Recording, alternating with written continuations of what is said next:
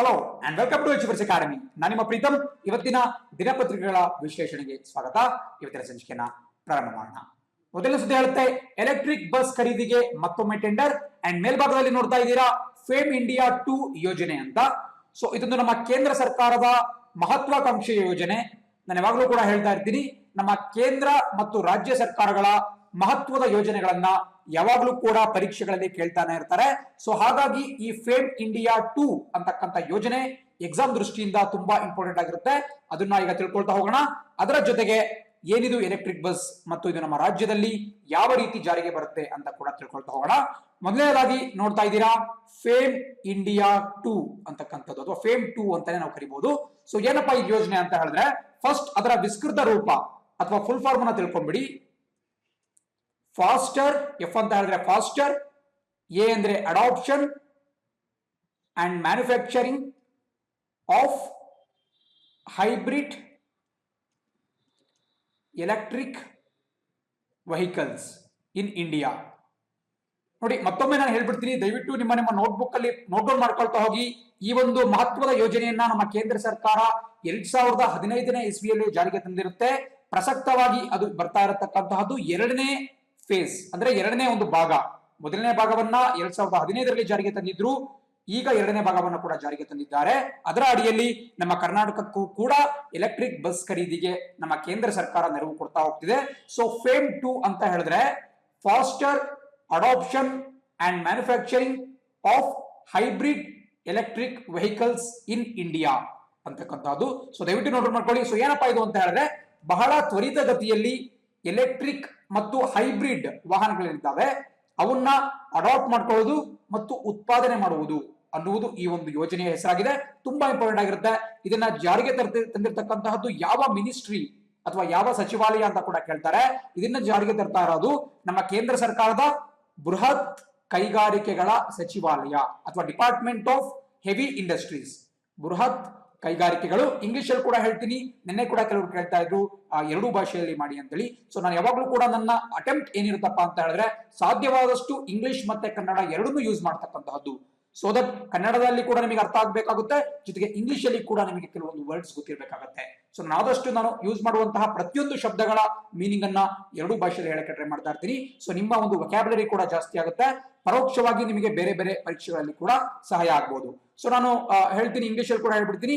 Heavy industries, department of heavy industries ಏನಿದೆ, ಬೃಹತ್ ಕೈಗಾರಿಕೆಗಳ ಇಲಾಖೆ ಏನಿದೆ, ಆ ಇಲಾಖೆ ಈ ಫೇಮ್ 2 ಅನ್ನುವಂತಹ ಯೋಜನೆಯನ್ನ ಜಾರಿಗೆ ತಂದಿದೆ.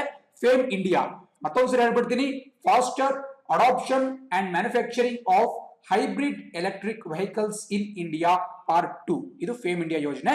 ಸೊ ಏನಪ್ಪಾ ಈ ಯೋಜನೆ ಅಂತ ಹೇಳಿದ್ರೆ, ನೋಡಿ, ನಮ್ಮ ದೇಶದಲ್ಲಿ ಈ ಎಲೆಕ್ಟ್ರಿಕ್ ವಾಹನಗಳಿದ್ದಾವೆ, ಅಂದ್ರೆ ವಿದ್ಯುತ್ ಚಾಲಿತ ವಾಹನಗಳು, ಈ ವೆಹಿಕಲ್ಸ್ ಅಂತ ನಾವು ಕರಿತೀವಿ.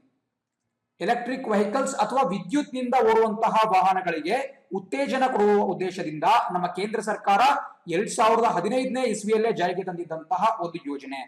ಪ್ರಸಕ್ತವಾಗಿ ನಮ್ಮ ಕೇಂದ್ರ ಸರ್ಕಾರ ಮತ್ತೊಂದು ಮಹತ್ವವಾದ ಯೋಜನೆಯನ್ನ ಕಾರ್ಯಗತಗೊಳಿಸಿದೆ. ಅದ್ಯಾವ್ದಪ್ಪ ಅಂತ ಹೇಳಿದ್ರೆ, national electric mobility mission plan 2020. 2020ನೇ ಇಸ್ವಿಯಲ್ಲಿ ಜಾರಿಗೆ ತಂದಿರತಕ್ಕಂತಹ ಒಂದು ಮಹತ್ವವಾದ ಯೋಜನೆ. ಇದನ್ನು ಕೂಡ ನೀವು ನೋಟ್ ಮಾಡ್ಕೋಬೇಕಾಗುತ್ತೆ.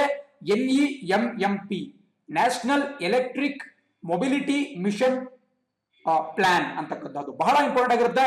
ಸೊ ಈ ಒಂದು ನಮ್ಮ ಅಭಿಯಾನ ಏನಿದೆ, ನಮ್ಮ ಕೇಂದ್ರ ಸರ್ಕಾರದ ಬೃಹತ್ ಕೈಗಾರಿಕೆ ಇಲಾಖೆ ಜಾರಿಗೆ ತಂದಿರತಕ್ಕಂತಹ ಅಭಿಯಾನದ ಅಡಿಯಲ್ಲಿ ಈ ಫೇಮ್ ಇಂಡಿಯಾ 2 ಅನ್ನುವಂತಹ ಒಂದು ಯೋಜನೆ ಕೂಡ ಬರುತ್ತೆ. ಸೊ ಯಾವ್ದ್ರ ಅಡಿಯಲ್ಲಿ ಬರುತ್ತೆ ಅಂತ ಹೇಳಿದ್ರೆ, national electric mobility mission plan ಅಂತಕ್ಕಂಥದ್ದು. ಸೊ ಇದನ್ನು ಕೂಡ ನೀವು ನೋಟ್ ಮಾಡ್ಕೋಬೇಕಾಗುತ್ತೆ, ಬಹಳ ಇಂಪಾರ್ಟೆಂಟ್ ಆಗಿರ್ತಕ್ಕಂಥ ವಿಷಯ. ಸೊ ಈಗ ನಾವು ಈ ಒಂದು ಸುದ್ದಿಯತ್ತ ಗಮನ ಹರಿಸೋದಾದ್ರೆ, ಇಷ್ಟೋ ತನಕ ನಾವೇನಕ್ಕಪ್ಪ ಟೈಮ್ ಬಹಳ ಇನ್ವೆಸ್ಟ್ ಮಾಡ್ತೀವಿ ಅಂತ ಹೇಳಿದ್ರೆ, ಈ ಪ್ರಶ್ನೆಗಳು ಎಕ್ಸಾಮ್ ನಲ್ಲಿ ಬಂದೇ ಬರ್ತವೆ. ಸೊ ಡೀಪ್ ಆಗಿ ನಾವು ತಿಳ್ಕೊಳ್ತಾ ಹೋಗ್ಬೇಕಾಗುತ್ತೆ. ಸೊ ಇವಾಗ ನಾವು ಈ ಒಂದು ಸುದ್ದಿಯತ್ತ ಗಮನ ಹರಿಸ್ತಾ ಹೋಗೋಣ. ಸೊ ಸುದ್ದಿ ಏನ್ ಹೇಳ್ತಪ್ಪ ಅಂತ ಹೇಳಿದ್ರೆ, ನಮ್ಮ ರಾಜ್ಯದಲ್ಲಿ 4 ನಿಗಮಗಳಿದ್ದಾವೆ, ಅಂದ್ರೆ ಕಾರ್ಪೊರೇಷನ್ಸ್. ನಾವೇನು ಈ ನಮ್ಮ ಸಾರಿಗೆ ವ್ಯವಸ್ಥೆಗೆ ಸಂಬಂಧಪಟ್ಟಂತೆ 4 ನಿಗಮಗಳು ಬರುತ್ತೆ. ಅದರಲ್ಲಿ 3 ನಿಗಮಗಳಿಗೆ ಎಲೆಕ್ಟ್ರಿಕ್ ಬಸ್ ಅನ್ನ ಖರೀದಿ ಮಾಡಲಿಕ್ಕೆ ನಮ್ಮ ಕೇಂದ್ರ ಸರ್ಕಾರ ಧನ ಸಹಾಯ ಮಾಡುವುದಾಗಿ ಘೋಷಣೆ ಮಾಡಿತ್ತು. ಯಾವ ಅಡಿಯಲ್ಲಿಯಪ್ಪ ಅಂತ ಹೇಳಿದ್ರೆ, ಈ ಫೇಮ್ ಇಂಡಿಯಾ 2 ಅನ್ನುವಂತಹ ಯೋಜನೆಯ ಅಡಿಯಲ್ಲಿ ನಮ್ಮ ಕರ್ನಾಟಕದ ಸಾರಿಗೆ ಇಲಾಖೆಗಳು, ನಮ್ಮ ಕರ್ನಾಟಕದ ಸಾರಿಗೆ ಸಂಸ್ಥೆಗಳು ಈ ಎಲೆಕ್ಟ್ರಿಕ್ ಬಸ್ ಅನ್ನ ಖರೀದಿ ಮಾಡುವುದಕ್ಕೆ ನಮ್ಮ ಕೇಂದ್ರ ಸರ್ಕಾರ ಸಹಾಯ ಮಾಡುವುದಾಗಿ ಘೋಷಣೆ ಮಾಡಿತ್ತು.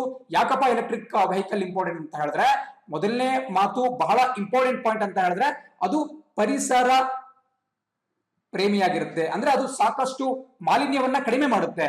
ಕಾರ್ಬನ್ ಡೈಆಕ್ಸೈಡ್ ಏನಿದೆ, ಈ ಒಂದು ಹಸಿರು ಮನೆ ಅನಿಲ ಅಥವಾ ಗ್ರೀನ್ ಹೌಸ್ ಗ್ಯಾಸ್ ಅಂತ ಕರೆಯುವಂತಹ ಇಂಗಾಲದ ಡೈಆಕ್ಸೈಡ್ ಅನ್ನ ಅದು ಕಡಿಮೆಯಾಗಿ ಹೊರಸೂಸುತ್ತೆ. ಮತ್ತೆ ಇನ್ನಿತರ ಮಾಲಿನ್ಯಕರ ವಸ್ತುಗಳನ್ನ ಅದು ಕಡಿಮೆ ಹೊರಸೂಸುತ್ತೆ. ಹಾಗಾಗಿ ಎಲೆಕ್ಟ್ರಿಕ್ ಬಸ್ಗಳು ಪರಿಸರ ಸ್ನೇಹಿಯಾಗಿದ್ದಾವೆ. ಅದು ಒಂದನೇ ಮಾತು. ಎರಡನೇನಪ್ಪಾ ಅಂತ ಹೇಳಿದ್ರೆ, ನಮಗೆ ಗೊತ್ತಿರೋ ಪ್ರಕಾರ ಈ ಫಾಸಿಲ್ ಫ್ಯೂಯಲ್ಸ್ ಏನಿದೆ, ಈ ಒಂದು ಪೆಟ್ರೋಲಿಯಂ ಉತ್ಪನ್ನಗಳಿದ್ದಾವೆ, ಕಚ್ಚಾ ತೈಲ ಇದೆ, ಅದು ನಮ್ಮ ಭಾರತದಲ್ಲಿ ಸಾಕಷ್ಟು ಒಂದು ಪ್ರಮಾಣದಲ್ಲಿ ಸಿಗುವುದಿಲ್ಲ. ಅದರ ಸುಮಾರು 80%ಕ್ಕಿಂತ ಹೆಚ್ಚು ಭಾಗವನ್ನ ನಾವು ವಿದೇಶಗಳಿಂದ ಆಮದು ಮಾಡ್ಕೊಳ್ತೀವಿ. ಸೊ ಈ ಒಂದು ಇಂಧನಗಳು, ಈ ಮುಗಿದ ಹೋಗುವಂತಹ ಇಂಧನಗಳಿದ್ದಾವೆ, ಆ ಇಂಧನಗಳ ಮೇಲೆ ನಮ್ಮ ದೇಶದ ಅವಲಂಬನೆಯನ್ನು ಕೂಡ ಕಡಿಮೆ ಮಾಡಬೇಕು ಅನ್ನೋದು ನಮ್ಮ ಕೇಂದ್ರ ಸರ್ಕಾರದ ಒಂದು ದೂರಾಲೋಚನೆ ಆಗಿದೆ, ಒಂದು ಮುಂದಾಲೋಚನೆ ಆಗಿದೆ. ಅದರ ಅಡಿಯಲ್ಲಿ ಫೇಮ್ ಇಂಡಿಯಾ ಆಗಿರ್ಬೋದು ಅಥವಾ NEMMP ಮುಂತಾದಂತಹ ಯೋಜನೆಗಳನ್ನ ಜಾರಿಗೆ ತರ್ತಿದ್ದಾರೆ. ಹಾಗಾಗಿ ಅವರು ವಿವಿಧ ರಾಜ್ಯ ಸರ್ಕಾರಗಳಿಗೆ ಎಲೆಕ್ಟ್ರಿಕ್ ಬಸ್ಗಳ ಮೊರೆ ಹೋಗುವುದಕ್ಕೆ ಪ್ರೇರೇಪಣೆ ಮಾಡ್ತಾ ಇದ್ದಾರೆ. ಸೊ ಅದಕ್ಕೆ ಸ್ವಲ್ಪ ಧನ ಸಹಾಯವನ್ನು ಕೂಡ ಮಾಡ್ತಿದ್ದಾರೆ. ಅದರ ಅಡಿಯಲ್ಲಿ ನಮ್ಮ ಕರ್ನಾಟಕದ 3 ನಿಗಮಗಳಿಗೆ ಧನ ಸಹಾಯ ಮಾಡಬೇಕಾಗಿತ್ತು. ಬಟ್ ಪ್ರಾಬ್ಲಮ್ ಏನಾಯ್ತಪ್ಪ ಅಂತ ಹೇಳಿದ್ರೆ, ನಿಮಗೆ ಕೆಳಗಡೆ ಕಾಣಿಸ್ತಾ ಇದೆ, ಸುಮಾರು 400 ಬಸ್ಗಳು ನಮ್ಮ ಕರ್ನಾಟಕಕ್ಕೆ ಬರಬೇಕಾಗಿತ್ತು.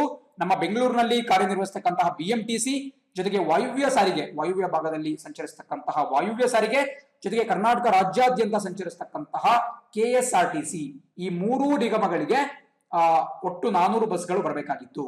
ಬಟ್ ಇದಕ್ಕೆ ಸಂಬಂಧಪಟ್ಟಂತೆ ಒಂದು ಟೆಂಡರ್ ಅನ್ನ ಕರೆಯಲಾಗಿತ್ತು ಗುತ್ತಿಗೆ ಆಧಾರದಲ್ಲಿ ಬಸ್ಗಳನ್ನ ಪಡೆಯುವುದಕ್ಕಾಗಿ. ಬಟ್ ಫೆಬ್ರವರಿಗೂ ಕೂಡ ವೆಯ್ಟ್ ಮಾಡಿದ್ರು ಕೂಡ ಯಾವುದೇ ಒಂದು ಟೆಂಡರ್ ಕೂಡ ಕಾರ್ಯಗತ ಆಗಲಿಲ್ಲ.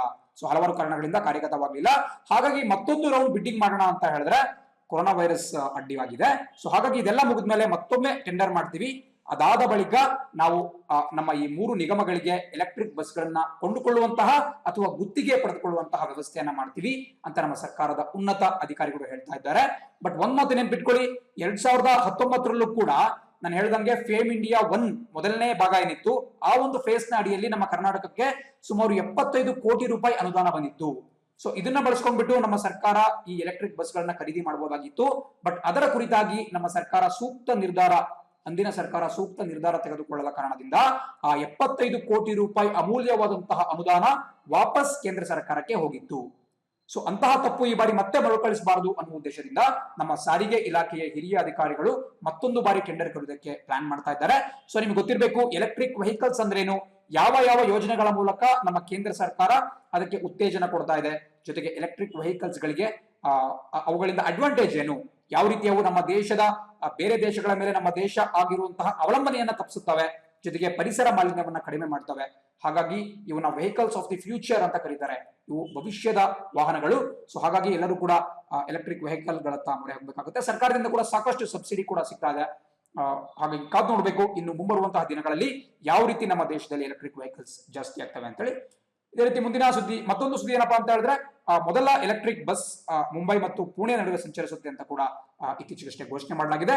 ಈ ಒಂದು ಸದ್ಯದಲ್ಲೇ ಅದು ಕೂಡ ಕಾರ್ಯರೂಪಕ್ಕೆ ಬರುವಂತಹ ಸಾಧ್ಯತೆಗಳು ಕಾಣ್ತಾ ಇದೆ.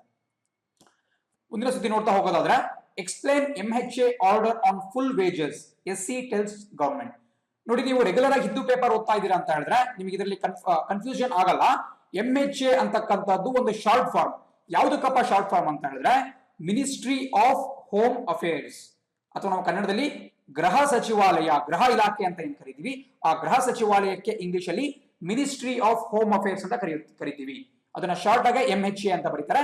ಜೊತೆಗೆ SC ಅಂದ್ರೆ ನಿಮಗೆಲ್ಲ ಗೊತ್ತಿರುತ್ತೆ, ಅದು ನಾವು SC ST OBC ಆ SC ಅಲ್ಲ, ಬದಲಾಗಿ ಸುಪ್ರೀಂ ಕೋರ್ಟ್, ಅದನ್ನ ಶಾರ್ಟ್ ಆಗಿ SC ಅಂತ ಕೂಡ ಈ ಒಂದು ಪೇಪರ್ ಗಳಲ್ಲಿ ಯೂಸ್ ಮಾಡಲಾಗುತ್ತೆ.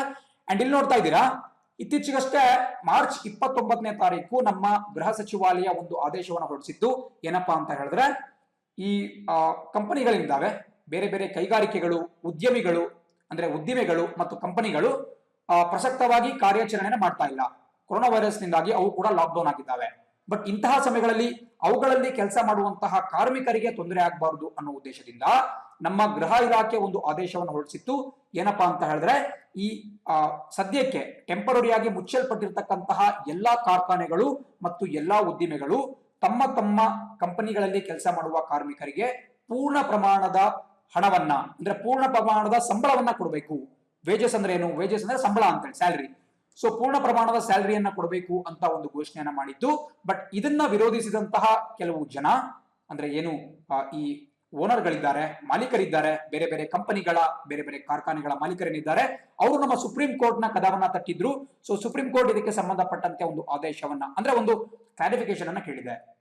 ಅಂದ್ರೆ ಇದು ಯಾವ ರೀತಿ ಅಂತ ದಯವಿಟ್ಟು ನೀವು ಕ್ಲಾರಿಫೈ ಮಾಡಬೇಕು ಅಂತ ಸರ್ಕಾರಕ್ಕೆ ಒಂದು ಸೂಚನೆಯನ್ನ ಕೊಟ್ಟಿದೆ.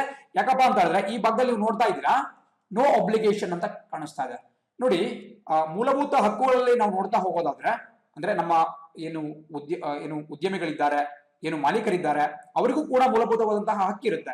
ಏನಪ್ಪ ಹಕ್ಕು ಅಂತ ಹೇಳಿದ್ರೆ, ಅವರು ಯಾವುದಾದ್ರೂ ಒಬ್ಬ ವ್ಯಕ್ತಿ ಅಥವಾ ಯಾವುದಾದ್ರೂ ಒಬ್ಬ ಕಾರ್ಮಿಕ ತಮ್ಮ ಕಂಪನಿಯಲ್ಲಿ ದುಡಿಮೆ ಮಾಡ್ದ, ಕೆಲಸ ಮಾಡ್ದ ಅಂತ ಹೇಳಿದ್ರೆ ಮಾತ್ರ ಅವನಿಗೆ ಸಂಬಳ ಕೊಡ್ತಾರೆ.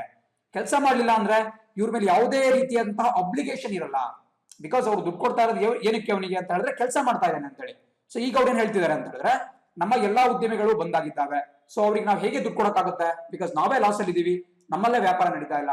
ಸೊ ಕೆಲಸ ಮಾಡೋದ್ರಲ್ಲೇ ದುಡ್ಡು ಕೊಡುವುದು ನಮ್ಮ ಕರ್ತವ್ಯ ಅಲ್ಲ, ಬದಲಾಗಿ ಸರ್ಕಾರಕ್ಕೆ ಕಾರ್ಮಿಕರ ಒಂದು ಸುವ್ಯವಸ್ಥೆಯ ಬಗ್ಗೆ ಅಷ್ಟೊಂದು ಕಾಳಜಿ ಇತ್ತು ಅಂತ ಹೇಳಿದ್ರೆ ಅವರು ಈ ಒಂದು ಕಾರ್ಮಿಕರ ಸಂಬಳದ ಜವಾಬ್ದಾರಿಯನ್ನ ಪಡೆದುಕೊಳ್ಬೇಕು, ಹೊರತು ನಾವಲ್ಲ. ಬಿಕಾಸ್ ಇವ್ರು ಯಾರು ಕೂಡ ಲಾಭರಹಿತ ಉದ್ದೇಶದಿಂದ ಸಂಚರಿಸ್ತಿರ್ತಕ್ಕಂತಹ ವ್ಯಕ್ತಿಗಳಲ್ಲ, ಅವರೆಲ್ಲರೂ ಕೂಡ ಕೆಲಸ ಮಾಡ್ತಿರುವುದು ಲಾಭಕ್ಕಾಗಿ. ಸೊ ಅವ್ರು ಕೆಲಸನೇ ಮಾಡದಿರೋ ವ್ಯಕ್ತಿಗೆ ಸಂಬಳ ಕೊಡು ಅಂತ ಹೇಳೋದು ತಪ್ಪಾಗುತ್ತೆ ಅಂತ ಅವರು ಸುಪ್ರೀಂ ಕೋರ್ಟ್ಗೆ ಹೇಳಿದ್ದಾರೆ. ಅವರ ವಾದ ಏನಪ್ಪಾ ಅಂತ ಹೇಳಿದ್ರೆ, 70% ಅಷ್ಟು ಭಾಗವನ್ನ ಕೇಂದ್ರ ಸರ್ಕಾರವೇ ಹೊಣೆ ಹೊತ್ಕೋಬೇಕು, ಅವರೇ ಸ್ಯಾಲರಿಯನ್ನ ಕೊಡಬೇಕು. ಎಲ್ಲಿಂದ ಕೊಡಬೇಕು ಅಂತ ಕೇಳ್ಕೊಂಡಿದ್ದಾರೆ ಅಂದ್ರೆ, ಇತ್ತೀಚೆಗಷ್ಟೇ ಸ್ಥಾಪಿಸಲ್ಪಟ್ಟಿರುವ PM ಕೇರ್ಸ್ ನಿಧಿ ಏನಿದೆ, ಈ ನಿಧಿಯಿಂದ ಕೊಡಿ, ಅಥವಾ ಎಂಪ್ಲಾಯೀಸ್ ಸ್ಟೇಟ್ ಇನ್ಶೂರೆನ್ಸ್ ಏನಿರುತ್ತೆ ಅದರಿಂದ ಕೊಡಿ, ಒಟ್ಟು ಅವರ ಒಂದು ನಿಧಿ ಏನಿರುತ್ತೆ ಆ ಪರಿಹಾರ ನಿಧಿಯಿಂದ ಕೊಡ್ತಾ ಹೋಗಿ. ಬಟ್ ನಾವು ಕೊಡಕ್ಕೆ ಕಷ್ಟ ಆಗುತ್ತೆ, ಬಿಕಾಸ್ ನಾವೇ ಸ್ವತಃ ನಷ್ಟದಲ್ಲಿದ್ದೇವೆ, ಕೋಟ್ಯಾಂತರ ರೂಪಾಯಿ ಅಂತ ಅವರು ಒಂದು ಅಳಲನ್ನ ಕೂಡ ತೋಡ್ಕೊಂಡಿದ್ದಾರೆ. ಸೊ ಇಷ್ಟು ಡೀಟೇಲ್ಸ್ ನಿಮಗೆ ಗೊತ್ತಿರಬೇಕಾಗುತ್ತೆ. ಮುಂದಿನ ಸುದ್ದಿ ನೋಡ್ತಾ ಹೋಗೋಣ. ಸುದ್ದಿ ಹೇಳುತ್ತೆ, ICMR ನಿರ್ಧಾರ ಕಳವಳಕಾರಿ. ಸೊ ನೋಡಿ, ಯಾರಿಗೆ ಕಳವಳಕಾರಿ ಇದು, ICMR ಅಂದ್ರೆ ಏನು ತಿಳ್ಕೊಳ್ತಾ ಹೋಗೋಣ. ನೋಡಿ, ಕೊರೋನಾ ವೈರಸ್ ನಲ್ಲಿ ಭಾರತದಲ್ಲಿ ಹಲವಾರು ಸಂಸ್ಥೆಗಳು, ಅಂದ್ರೆ ನಮ್ಮ ಸರ್ಕಾರಿ ಸಂಘಟನೆಗಳು ಸಾಕಷ್ಟು ಮುಂಚೂಣಿಯಲ್ಲಿ ನಿಂತು ಕಾರ್ಯನಿರ್ವಹಿಸ್ತಾ ಇದ್ದಾವೆ.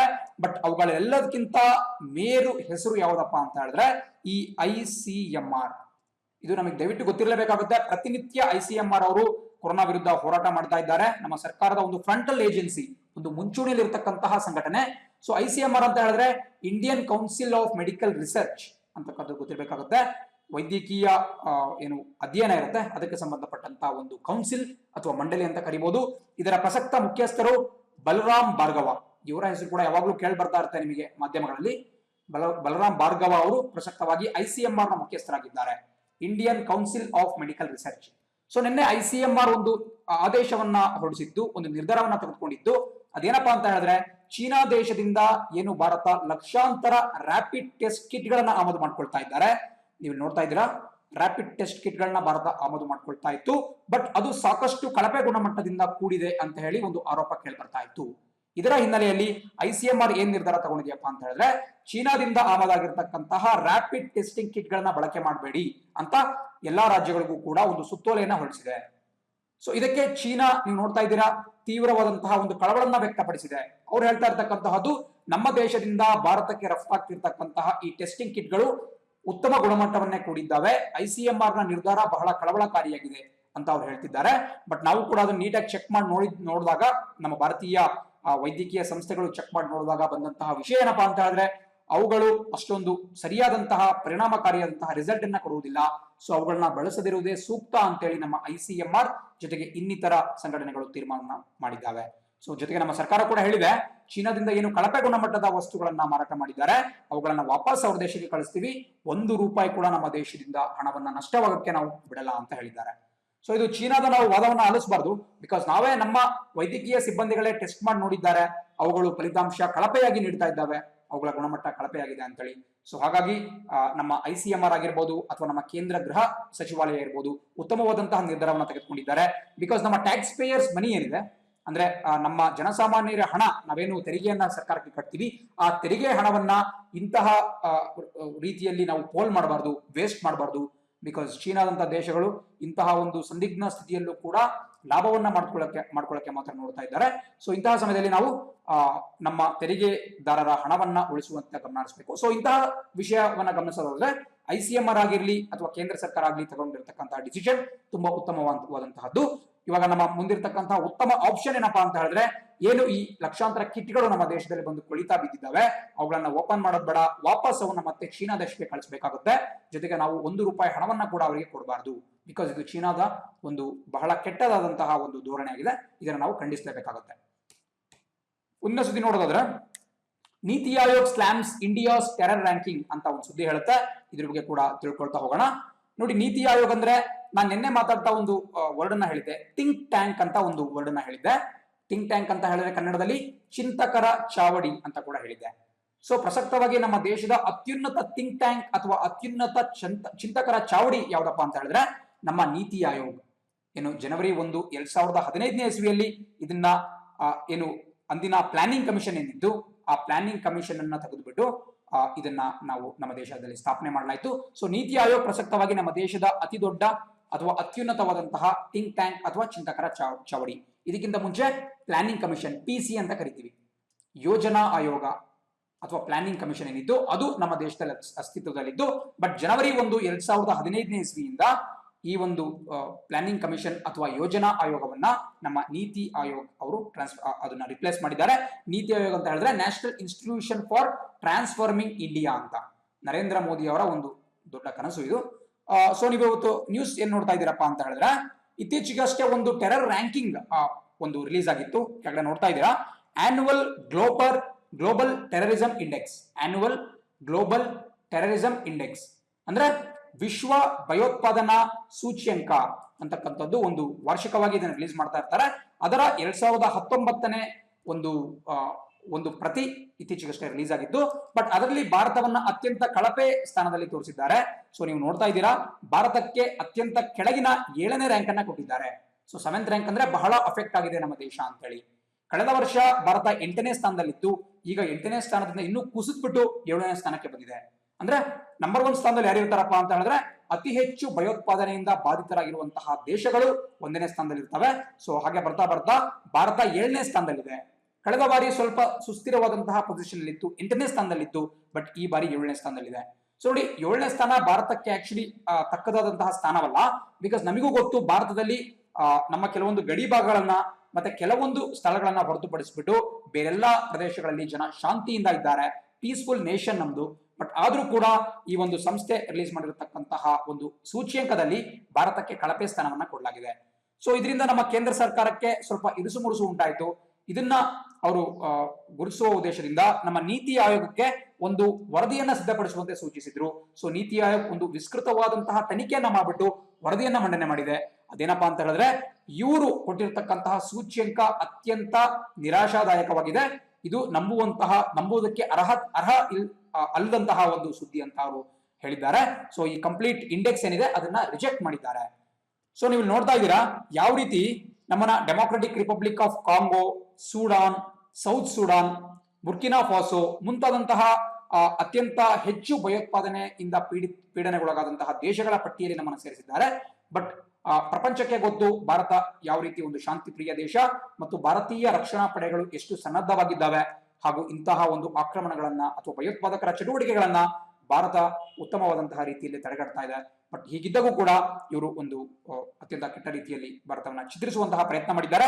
ಸೊ ನೀವು ನೋಡ್ತಾ ಇದ್ದೀರಾ, ಇದೊಂದು ಆಸ್ಟ್ರೇಲಿಯಾ ಬೇಸ್ಡ್ ಇನ್ಸ್ಟಿಟ್ಯೂಟ್ ಅಂತ ಹೇಳಿದ್ರೆ ಆಸ್ಟ್ರೇಲಿಯಾ ಮೂಲದ ಒಂದು ಸಂಸ್ಥೆ ಇದು. ಆ ಸಂಸ್ಥೆಯ ಹೆಸರು ಕೂಡ ಬಹಳ ಇಂಪಾರ್ಟೆಂಟ್ ಆಗುತ್ತೆ. Institute for economics and peace. Institute for economics and peace ಅನ್ನುವಂತಹ ಆಸ್ಟ್ರೇಲಿಯಾ ಮೂಲದ ಸಂಸ್ಥೆ ಇದನ್ನ ಘೋಷಣೆ ಮಾಡಿದೆ. ಸೊ ದಯವಿಟ್ಟು ನೋಟ್ ಮಾಡ್ಕೊಳ್ಳಿ, institute for economics and peace ಇದೊಂದು ಆಸ್ಟ್ರೇಲಿಯಾದ ಸಂಸ್ಥೆ. ಇವರ 2019ರ ಭಯೋತ್ಪಾದನಾ ಸೂಚ್ಯಂಕದಲ್ಲಿ ಭಾರತ 7ನೇ ಸ್ಥಾನದಲ್ಲಿದೆ. ಸೊ ಈ 3 ಡೀಟೇಲ್ಸ್ ನೀವು ನೋಟ್ ಮಾಡ್ಕೊಳ್ಳೇಬೇಕಾಗುತ್ತೆ. ಪರೀಕ್ಷಾ ದೃಷ್ಟಿಯಿಂದ ಬಹಳ ಇಂಪಾರ್ಟೆಂಟ್ ಆಗುತ್ತೆ. ಸೊ ಇದು ಯಾವ ರೀತಿ ನಮ್ಮ ಭಾರತದ ಒಂದು ಇಮೇಜ್ ಅನ್ನ ಟ್ಯಾರ್ನಿಶ್ ಮಾಡುವ ಉದ್ದೇಶದಿಂದ ಇವರು ಹೊಂಚು ಹಾಕ್ತಿದ್ದಾರೆ ಅಂತ ಗೊತ್ತಾಗುತ್ತೆ.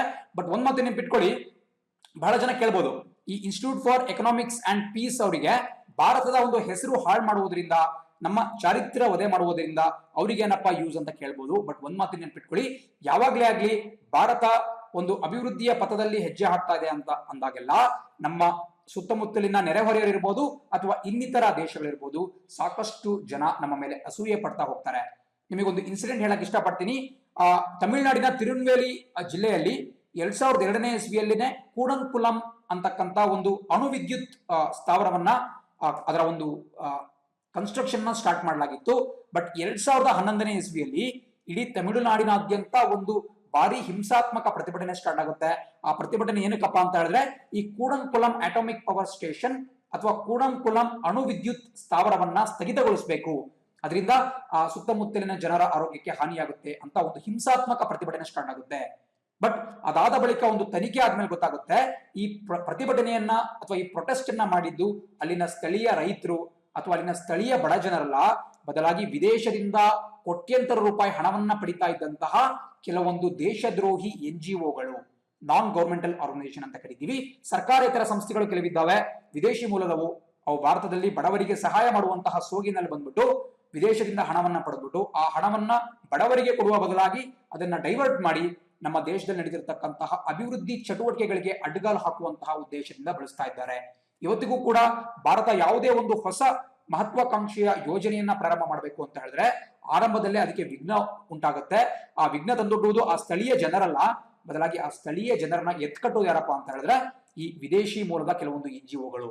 ಬಟ್ ಕಳೆದ ಬಾರಿ ನಮ್ಮ ಕೇಂದ್ರ ಸರ್ಕಾರ ನರೇಂದ್ರ ಮೋದಿ ಅವರು ಒಂದು ದಿಟ್ಟವಾದಂತಹ ಕ್ರಮ ಕೈಗೊಂಡ್ರು. ಅದೇನಪ್ಪಾ ಅಂತ ಹೇಳಿದ್ರೆ ಸಾವಿರಾರು ಇಂತಹ ಬೋಗಸ್ ಸರ್ಕಾರೇತರ ಸಂಸ್ಥೆಗಳು ಮತ್ತು ದೇಶದ್ರೋಹಿ ಸಂಘಟನೆಗಳ ಲೈಸೆನ್ಸ್ ಅನ್ನ ಕ್ಯಾನ್ಸಲ್ ಮಾಡಲಾಯಿತು, ಅವರ ಒಂದು ಅಕೌಂಟ್ ಗಳನ್ನ ಮುಟ್ಟುಗೋಲು ಹಾಕಿಕೊಳ್ಳಲಾಯಿತು. ಸೊ ಅವರು ಭಾರತದಲ್ಲಿ ಕಾರ್ಯಾಚರಣೆ ನಡೆಸುವುದಕ್ಕೆ ಒಂದು ತಡೆಯನ್ನ ಕೂಡ ನಮ್ಮ ಸರ್ಕಾರ ಒಡ್ಡಿತು. ಇದು ಉತ್ತಮವಾದಂತಹ ವಿಷಯ. ಬಿಕಾಸ್ ನೋಡಿ, ಕೂಡಂಕುಲಂ ಅಟಾಮಿಕ್ ಪವರ್ ಸ್ಟೇಷನ್ ನಮ್ಮ ದೇಶದಲ್ಲಿ ಬಹಳ ಬೇಗನೆ ಸ್ಟಾರ್ಟ್ ಆಗಿದ್ರೆ ನಮ್ಮ ದೇಶದಲ್ಲಿ ಎಲೆಕ್ಟ್ರಿಸಿಟಿ ತುಂಬಾ ಕ್ಲೀನ್ ಆಗಿ ಪ್ರೊಡ್ಯೂಸ್ ಮಾಡಬಹುದಾಗಿತ್ತು. ಕ್ಲೀನ್ ಅಂದ್ರೆ ಕಡಿಮೆ ಮಾಲಿನ್ಯದಿಂದ ಎಲೆಕ್ಟ್ರಿಸಿಟಿ ಪ್ರೊಡ್ಯೂಸ್ ಮಾಡಬಹುದಾಗಿತ್ತು, ಜೊತೆಗೆ ಕಡಿಮೆ ಬೆಲೆಯಲ್ಲಿ ಮಾಡಬಹುದಾಗಿತ್ತು. ಬಟ್ ಇಂತಹ ಕೆಲವೊಂದು ಕುತಂತ್ರಿ ಸಂಘಟನೆಗಳ ಕಾರಣದಿಂದ ಅದು ಬಹಳ ಡಿಲೇ ಆಯಿತು. ಸೊ ಅಂತಹದ್ದೇ ಮತ್ತೊಂದು ಕುತಂತ್ರಿ ಸಂಘಟನೆ IEP, international institute for economics and peace ಅಂತಾನೆ ಕರೀಬಹುದು. ಇದು ಆಸ್ಟ್ರೇಲಿಯಾ ಮೂಲದ್ದು. ಹಂಗಂತ ಆಸ್ಟ್ರೇಲಿಯಾದ ಸರ್ಕಾರದ ಪಾತ್ರ ಇದೆ ಅಂತ ಹೇಳಕ್ಕಾಗಲ್ಲ, ಬದಲಾಗಿ ಬೇರೆ ಬೇರೆ ಮೂಲಗಳಿಂದ ಅವಕ್ಕೆ ಹಣ ಬರುತ್ತೆ. ನೀವು ಈ ಒಂದು ರಿಪೋರ್ಟ್ ಅನ್ನು ಗಮನಿಸ್ತಾ ಹೋದ್ರೆ ಅಲ್ಲಿ ನೀತಿ ಆಯೋಗ ಅವರಿಗೆ ಕ್ವಶನ್ ಅನ್ನ ಕೂಡ ಕೇಳಿತ್ತು, IEP ಅವರೇ ನಿಮಗೆ ಯಾವ್ಯಾವ ಮೂಲಗಳಿಂದ ಹಣ ಬರುತ್ತೆ, ನಿಮ್ಮ ಏನು ದಾನಿಗಳು ಯಾರ್ಯಾರು, ಡೋನರ್ಸ್ ಯಾರ್ಯಾರು ಅಂತ ಕೇಳಿದಾಗ ಕೂಡ ಅವರಿಗೆ ಯಾವುದೇ ಆದಂತಹ ಉತ್ತರ ಬರಲಿಲ್ಲ. ಅವರ ಒಂದು ಹಣದ ಒಂದು ವ್ಯವಸ್ಥೆ ಏನಿದೆ ಅದು ಅಷ್ಟೊಂದು ಪಾರದರ್ಶಕವಾಗಿಲ್ಲ. ಸೊ ಈ ಎಲ್ಲ ಕಾರಣಗಳಿಂದ ನೀತಿ ಆಯೋಗ್ ಅವರ ಒಂದು ಇಂಡೆಕ್ಸ್, ಅವರ ಒಂದು ಸೂಚ್ಯಕವನ್ನ ರಿಜೆಕ್ಟ್ ಮಾಡಿದೆ, ತಿರಸ್ಕರಿಸಿದೆ. ಈ ರೀತಿ ಮುಂದಿನ ಸುದ್ದಿಯತ್ತ ಗಮನ ಹರಿಸ್ತಾ ಹೋಗೋಣ. ಸೊ ಸುದ್ದಿ ಹೇಳುತ್ತೆ ಮನೆಯಲ್ಲೇ ಐಸೋಲೇಷನ್ಗೆ ಅವಕಾಶ ಅಂತೇಳಿ. ನೋಡಿ, ಇದು ಕೂಡ ನಿನ್ನೆ ಬಂದಿರತಕ್ಕಂತಹ ಒಂದು ರಿಪೋರ್ಟ್. ನೋಡಿ, ಇದು ಯಾರಿಗಪ್ಪ? ಪ್ರತಿಯೊಬ್ಬರಿಗೂ ಕೂಡ ಮನೆಯಲ್ಲೇ ಐಸೋಲೇಷನ್ ಅಂತಲ್ಲ. ಯಾವುದೇ ಒಬ್ಬ ವ್ಯಕ್ತಿಗೆ ಕೊರೋನಾ ಪಾಸಿಟಿವ್ ಇದೆ ಅಂತ ಗೊತ್ತಾಯ್ತು ಅಂತ ಹೇಳಿದ್ರೆ ಇಮಿಡಿಯೇಟ್ ಆಗಿ ಆ ವ್ಯಕ್ತಿಯನ್ನ ಆಸ್ಪತ್ರೆಗೆ ತೆಗೆದುಕೊಂಡು ಹೋಗಲಾಗುತ್ತೆ. ಅಲ್ಲಿ ಅವರಿಗೆ ಒಂದು ಕಾಯ್ದಿರಿಸಿದಂತಹ ಕೋಣೆ, ಪ್ರತ್ಯೇಕವಾಗಿ ಒಂದು ಕೋಣೆಯಲ್ಲಿ ಅವ್ರನ್ನ ಇಡ್ತಾರೆ, ಅವ್ರನ್ನ ಕ್ವಾರಂಟೈನ್ ಮಾಡ್ತಾರೆ, ಐಸೋಲೇಟ್ ಮಾಡ್ತಾರೆ, ಸೋ ದಟ್ ಅವರಿಂದ ಸೋಂಕು ಬೇರೆಯವರಿಗೆ ಹರಡಬಾರದು. ಜೊತೆಗೆ ಅವರಿಗೆ ಅಲ್ಲೇ ಒಂದು ಚಿಕಿತ್ಸೆಯನ್ನು ಕೂಡ ಪೂರ್ತಿಗೊಳಿಸ್ತಾರೆ. ಬಟ್ ಇವಾಗ ನಮ್ಮ ದೇಶದಲ್ಲಿ ಈ ಒಂದು ಪಾಸಿಟಿವ್ ಸಂಖ್ಯೆಗಳು ಏರುಗತಿಯಲ್ಲಿ ಸಾಗ್ತಾನೆ ಇದ್ದಾವೆ. ತುಂಬಾ ದೊಡ್ಡ ಸಂಖ್ಯೆಯಲ್ಲಿ ಈ ಕೊರೋನಾ ಪೀಡಿತರ ಸಂಖ್ಯೆ ತುಂಬಾ ದೊಡ್ಡ ಸಂಖ್ಯೆಯಲ್ಲಿದೆ. ಹಾಗಾಗಿ ನಮ್ಮ ಸರ್ಕಾರ ನಿನ್ನೆ ಮತ್ತೊಂದು ಹೊಸ ಡಿಸಿಷನ್ ತಗೊಂಡಿದೆ. ಅದೇನಪ್ಪಾ ಅಂತ ಹೇಳಿದ್ರೆ, ಲಘು ಲಕ್ಷಣ ಇರೋರಿಗೆ, ಅಂದ್ರೆ ಕೊರೋನಾ ವೈರಸ್ ಪಾಸಿಟಿವ್ ಆಗಿರ್ತಾರೆ ಬಟ್ ಆದ್ರೂ ಕೂಡ ಅವರ ಲಕ್ಷಣಗಳು, ಸಿಂಪ್ಟಮ್ಸ್ ಬಹಳ ಕಮ್ಮಿ ಇರ್ತವೆ. ಸೊ ಅದನ್ನ ರೋಗ ಪೂರ್ವ ಲಕ್ಷಣ, ಪ್ರೀ ಸಿಂಪ್ಟಮ್ಸ್ ಅಂತ ನಾವು ಕರಿತೀವಿ. ಅಂದ್ರೆ ರೋಗ ಬರೋದಕ್ಕಿಂತ ಮುಂಚೆನೆ ಕಾಣಿಸ್ಕೊಳ್ಳುವಂತಹ ಲಘುವಾದ ಲಕ್ಷಣಗಳು. ಇಂತಹ ಪ್ರೀ ಸಿಂಪ್ಟಮ್ಯಾಟಿಕ್ ಕೊರೋನಾ ಇರತಕ್ಕಂತಹ ವ್ಯಕ್ತಿಗಳು ತಾವು ಇಚ್ಛೆ ಪಟ್ಟಲ್ಲಿ ಅವರು ಮನೆಯಲ್ಲೇ ಐಸೋಲೇಟ್ ಆಗ್ಬೋದು, ಮನೆಯಲ್ಲೇ ಚಿಕಿತ್ಸೆ ಪಡಿಬಹುದು ಅಂತ ಕೂಡ ನಮ್ಮ ಸರ್ಕಾರ ಹೇಳಿದೆ. ಯಾಕಪ್ಪ ಅಂತ ಹೇಳಿದ್ರೆ ಪ್ರತಿಯೊಬ್ಬರಿಗೂ ಈಗ ಏರ್ತಾ ಇರ್ತಕ್ಕಂತಹ ಒಂದು ಸೈಜ್ ನೋಡ್ಬಿಟ್ರೆ, ಗಾತ್ರ ನೋಡಿದ್ರೆ ಪ್ರತಿಯೊಬ್ಬರು ಬಂದು ಆಸ್ಪತ್ರೆಗೆ ದಾಖಲಾದ್ರು ಅಂತ ಹೇಳಿದ್ರೆ ಮುಂದೊಂದು ದಿನ, ಸದ್ಯಕ್ಕಂತೂ ನಮ್ಮ ಬಳಿ ಸಾಕಷ್ಟು ಆಸ್ಪತ್ರೆಗಳ ಒಂದು ಹಾಸಿಗೆಗಳು ಖಾಲಿ ಇದ್ದಾವೆ, ಬಟ್ ಮುಂದೊಂದು ದಿನ ಈ ಹಾಸ್ಪಿಟಲ್ ಬೆಡ್ಸ್ ಸಿಗದೆ ಹೋಗ್ಬೋದು. ಆ ಉದ್ದೇಶದಿಂದ ಸರ್ಕಾರ ಇಂತಹ ಒಂದು ನಿರ್ಧಾರಕ್ಕೆ ಕೈ ಹಾಕಿದೆ. ಬಟ್ ಒಂದು ಇಂಪಾರ್ಟೆಂಟ್ ಏನಪ್ಪಾ ಅಂತ ಹೇಳಿದ್ರೆ, ಒಬ್ಬ ವ್ಯಕ್ತಿ ಕೊರೋನಾ ಇದ್ರೂ ಕೂಡ ಮನೆಯಲ್ಲಿ ಐಸೋಲೇಟ್ ಆಗ್ಬೇಕು ಅಂತ ಹೇಳಿದ್ರೆ ಅವನು ಡಾಕ್ಟರ್ ಇಂದ ಒಂದು ಪ್ರಮಾಣ ಪತ್ರವನ್ನ ಪಡಿಲೇಬೇಕು. ಡಾಕ್ಟರ್ ದೃಢಪಡಿಸಬೇಕು ಏನಪ್ಪಾ ಅಂತ ಹೇಳಿದ್ರೆ ಈ ವ್ಯಕ್ತಿಗಿರುವುದು ಲಘು ಲಕ್ಷಣಗಳುಳ್ಳ ಕೊರೋನಾ ಅಥವಾ ಪ್ರೀ ಸಿಂಪ್ಟೊಮ್ಯಾಟಿಕ್ ಕೊರೋನಾ ಅಂತ ಹೇಳಬೇಕಾಗುತ್ತೆ. ಜೊತೆಗೆ ಅವನ ಮನೆಯಲ್ಲಿ ಎಲ್ಲಾ ರೀತಿಯ ಸೌಲಭ್ಯಗಳಿರಬೇಕು. ಅಟ್ಯಾಚ್ಡ್ ಬಾತ್ರೂಮ್ ಇಂದ ಹಿಡಿದ್ಬಿಟ್ಟು ಅವನ್ನ ಕೇರ್ ತಗೊಳ್ಳಕ್ಕೆ ಒಬ್ಬ, ಆರೈಕೆ ಮಾಡಕ್ಕೆ ಒಬ್ಬ ವ್ಯಕ್ತಿ ಕೂಡ ಇರಬೇಕಾಗುತ್ತೆ. ಸೊ ಇಂತಹ ಎಲ್ಲಾ ಸೌಲಭ್ಯಗಳು ಇರಬೇಕಾಗುತ್ತೆ. ಜೊತೆಗೆ ನಮ್ಮ ಸರ್ಕಾರಿ ಒಬ್ಬ ಅಧಿಕಾರಿ ಅವರ ಮೇಲೆ ನಿಗಾ ವಹಿಸಬೇಕಾಗುತ್ತೆ. ಅವರು ಸ್ಥಳೀಯ ಯಾವುದಾದ್ರೂ ಒಂದು ಆಸ್ಪತ್ರೆಯ ಜೊತೆ ನಿರಂತರವಾಗಿ ಸಂಪರ್ಕದಲ್ಲಿರ್ಬೇಕಾಗುತ್ತೆ. ತಮ್ಮ ಮೊಬೈಲ್ ನಲ್ಲಿ ಆರೋಗ್ಯ ಸೇತು, ನಮ್ಮ ಕೇಂದ್ರ ಸರ್ಕಾರದ ಆರೋಗ್ಯ ಸೇತು ಅನ್ನುವಂತಹ ಆಪ್ ಏನಿದೆ, ಮೊಬೈಲ್ ಅಪ್ಲಿಕೇಶನ್ ಏನಿದೆ, ಈ ಆಪ್ ಅನ್ನ ಕೂಡ ಅವರು ಮೊಬೈಲ್ ನಲ್ಲಿ ಇನ್ಸ್ಟಾಲ್ ಮಾಡ್ಕೋಬೇಕಾಗುತ್ತೆ. ಈ ಆಪ್ ಬಗ್ಗೆ ನಾವು ಆಲ್ರೆಡಿ ತುಂಬಾ ಮಾತಾಡಿದೀವಿ. ಅತಿ ಹೆಚ್ಚು ಡೌನ್ಲೋಡ್ ಆದಂತಹ ಒಂದು ಆಪ್ ಇದು. ನ್ಯಾಷನಲ್ ಇನ್ಫಾರ್ಮ್ಯಾಟಿಕ್ಸ್ ಸೆಂಟರ್ NIC ಅವರು ಇದನ್ನ ಹೋಸ್ಟ್ ಮಾಡಿದ್ದಾರೆ. ಇವೆಲ್ಲ ಡೀಟೇಲ್ಸ್ ಕೂಡ ಗೊತ್ತಿರಬೇಕಾಗುತ್ತೆ. ಸೊ ಇಂತಹ ಎಲ್ಲ ಇತ್ತು ಅಂತ ಹೇಳಿದ್ರೆ ಆ ವ್ಯಕ್ತಿ ಒಂದು ಒಪ್ಪಿಗೆ ಪತ್ರಕ್ಕೆ ಸಹಿ ಹಾಕ್ಬಿಟ್ಟು ಮನೆಯಲ್ಲೇ ಕೂಡ ಕ್ವಾರಂಟೈನ್ ಆಗ್ಬೋದು ಅಂತ ಸರ್ಕಾರ ಹೇಳಿದೆ. ಸೊ ಇದು ಕೂಡ ಒಂದು ಸುದ್ದಿನೇ. ಇದೇ ರೀತಿ ಮುಂದಿನ ಸುದ್ದಿ ಅಂತ ಗಮನ ಹರಿಸೋದಾದ್ರೆ USCIRF downgrades India in 2020 list. ನೋಡಿ, ಆಗಲೇ ನಾವು institute for economics and peace ಅನ್ನುವಂತಹ ಒಂದು ಆಸ್ಟ್ರೇಲಿಯಾ ಮೂಲದ ಸಂಸ್ಥೆಯ ಬಗ್ಗೆ ಮಾತಾಡ್ತಾ ಇದ್ವಿ. ಅದು ಸರ್ಕಾರದ ಸಂಸ್ಥೆ ಅಲ್ಲ, ಬದಲಾಗಿ ಒಂದು ಖಾಸಗಿ ಸಂಸ್ಥೆ. ಬಟ್ ಇವಾಗ ನಾವೇನ್ ನೋಡ್ತಾ ಇದೀವಿ, USCIRF ನಿಮಗೆ ಸ್ಕ್ರೀನ್ ಮೇಲೆ ಕಾಣಿಸ್ತಾ ಇದೆ, US Commission on International Religious Freedom. ಇಲ್ಲಿ ಕಾಣಿಸ್ತಾ ಇದೆ US Commission on International Religious Freedom ಅಂತಕ್ಕಂತಹದ್ದು ಈ ಒಂದು ಆಯೋಗದ ಹೆಸರಾಗಿದೆ. ಹಿಂದಿನ ಆಯೋಗ ಖಾಸಗಿಯಾಗಿತ್ತು ಅಂತ ಹೇಳಿದ್ರೆ ಇದು ಯುನೈಟೆಡ್ ಸ್ಟೇಟ್ಸ್ ಆಫ್ ಅಮೆರಿಕ ಸರ್ಕಾರಕ್ಕೆ ಸಂಬಂಧಪಟ್ಟಂತ ಒಂದು ಆಯೋಗ. ಸೊ ಈ ಆಯೋಗದವರು ಏನ್ ಮಾಡಿದಾರಪ್ಪ ಅಂತ ಹೇಳಿದ್ರೆ ಭಾರತದ ಒಂದು ಸ್ಥಾನವನ್ನ ಕೆಳಗಡೆ ಇಳಿಸಿದ್ದಾರೆ. ಪ್ರತಿ ವರ್ಷ ನೀವು ನೋಡ್ತಾ ಇರತಕ್ಕಂತಹ ಏನು USCIRF ಇದೆ, ಅವರು ಪ್ರತಿ ವರ್ಷ ಕೂಡ ಒಂದು ಲಿಸ್ಟ್ ನ ಬಿಡುಗಡೆ ಮಾಡ್ತಾ ಹೋಗ್ತಾರೆ. ಯಾವ್ಯಾವ ದೇಶಗಳಲ್ಲಿ ಈ ಧಾರ್ಮಿಕ ಫ್ರೀಡಮ್ ಅಥವಾ ಧಾರ್ಮಿಕ ಸ್ವಾತಂತ್ರ್ಯ ಯಾವ್ಯಾವ ದೇಶದಲ್ಲಿ ಎಷ್ಟೆಷ್ಟಿದೆ ಅಂತ ಬಿಡ್ತಾ ಹೋಗ್ತಾರೆ ಲಿಸ್ಟ್.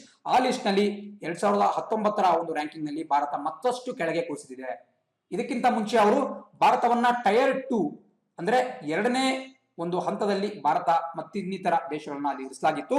ಬಟ್ ಈಗ ನೀವು ನೋಡ್ತಾ ಇದ್ದೀರಾ ಭಾರತವನ್ನ ಅವರು ಕಂಟ್ರೀಸ್ ಆಫ್ ಪರ್ಟಿಕ್ಯುಲರ್ ಕನ್ಸರ್ನ್ ಅನ್ನುವಂತಹ CPC ಅಂತ ಕರೀಬಹುದು.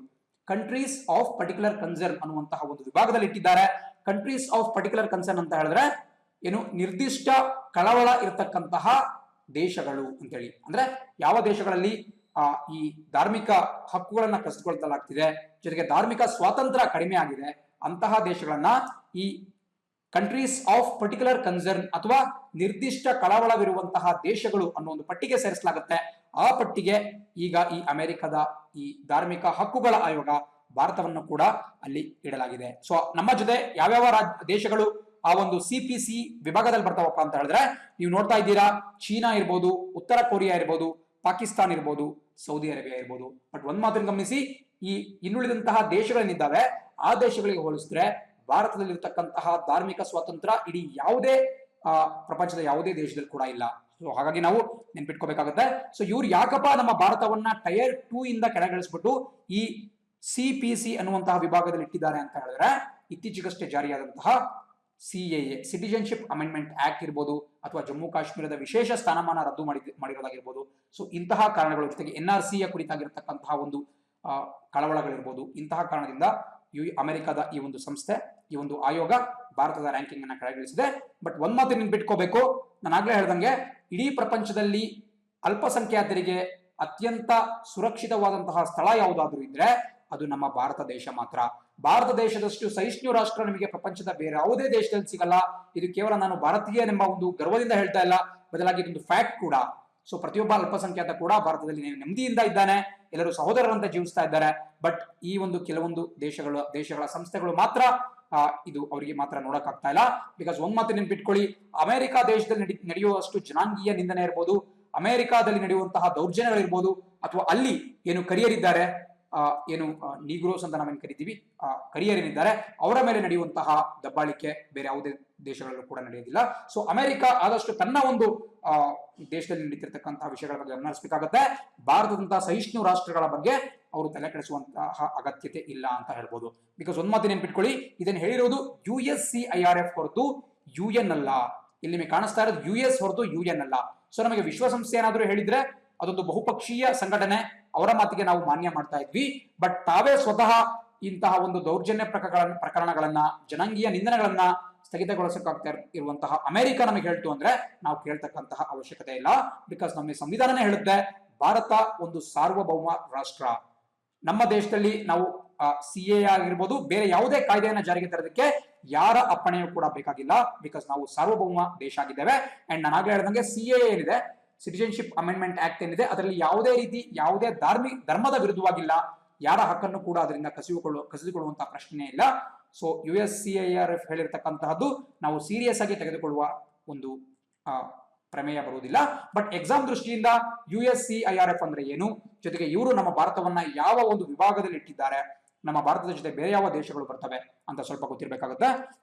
ಸೊ ನೋಡ್ತಿದ್ದೀರಾ, ಇಂಟರ್ನ್ಯಾಷನಲ್ ರಿಲಿಜಿಯಸ್ ಫ್ರೀಡಮ್ ಆಕ್ಟ್ ಇದು ಅಮೆರಿಕದಲ್ಲಿ ಒಂದು ಕಾಯ್ದೆ ಇದೆ. ಸೊ ಈ ಕಾಯ್ದೆಯ ಅಡಿಯಲ್ಲಿ ಭಾರತದ ವಿರುದ್ಧ ಮತ್ತೆ ಭಾರತೀಯ ಕೆಲವು ಅಧಿಕಾರಿಗಳ ವಿರುದ್ಧ ಕ್ರಮ ಕೈಗೊಳ್ಳಬೇಕು ಅಂತ ಈ USCIRF ಅಲ್ಲಿನ ಒಂದು ಸರ್ಕಾರಕ್ಕೆ ಒಂದು ಕೇಳ್ಕೊಂಡಿದೆ. ಬಟ್ ಯಾರು ಕೂಡ ಆ ತರ ಕ್ರಮ ಕೈಗೊಳ್ಳಕ್ಕಾಗಲ್ಲ, ಕ್ರಮ ಕೈಗೊಳ್ಳುವುದಿಲ್ಲ. ಬಿಕಾಸ್ ನಮ್ಮ ಈ ಒಂದು ಧಾರ್ಮಿಕ ಏನು ಫ್ರೀಡಮ್ ಇದೆ, ಈ ಧಾರ್ಮಿಕ ವಿಷಯಗಳಲ್ಲಿ, ಸ್ವತಂತ್ರದ ವಿಷಯದಲ್ಲಿ ಭಾರತ ಒಂದು ಉತ್ತಮವಾದಂತಹ ಟ್ರ್ಯಾಕ್ ರೆಕಾರ್ಡ್ ಅನ್ನು ಹೊಂದಿದೆ. ಸೊ ನಾವು ಬೇರೆ ಯಾರಿಂದನೂ ಕೂಡ ನೀತಿ ಪಾಠವನ್ನ ಹೇಳಿಸ್ಕೊಳ್ಳುವಂತಹ ಅವಶ್ಯಕತೆ ಇಲ್ಲ. ಸೊ ಕೇವಲ ಎಕ್ಸಾಮ್ ದೃಷ್ಟಿಯಿಂದ ಬೇಕಾಗುವಂತಹ ಅಂಶಗಳನ್ನ ನೋಟ್ ಡೌನ್ ಮಾಡ್ಕೊಳ್ತಾ ನಾವು ಜಾಸ್ತಿ ತಲೆ ಕೆಡಿಸ್ಕೊಳ್ದಲೆ ಮುಂದೆ ಹೋಗ್ತಾ ಹೋಗೋಣ. ಸೊ ಮುಂದಿನ ಸುದ್ದಿ ಹೇಳುತ್ತೆ, ಕೊರೋನಾ ಹೆಚ್ಚಿದರೆ ಒಲಿಂಪಿಕ್ಸ್ ರದ್ದು. ಸೊ ಇದು ಕೂಡ ಒಂದು ಮುಖ್ಯವಾದಂತಹ ಸುದ್ದಿ. ನಿಮಗೆ ಇಲ್ಲಿ ಸ್ಕ್ರೀನ್ ಮೇಲೆ ಕಾಣಿಸ್ತಾ ಇರತಕ್ಕಂತಹವರು ಒಲಿಂಪಿಕ್ ಸಂಘಟನಾ ಸಮಿತಿಯ ಅಧ್ಯಕ್ಷ ಯೋಶಿರೋ ಮೋರಿ.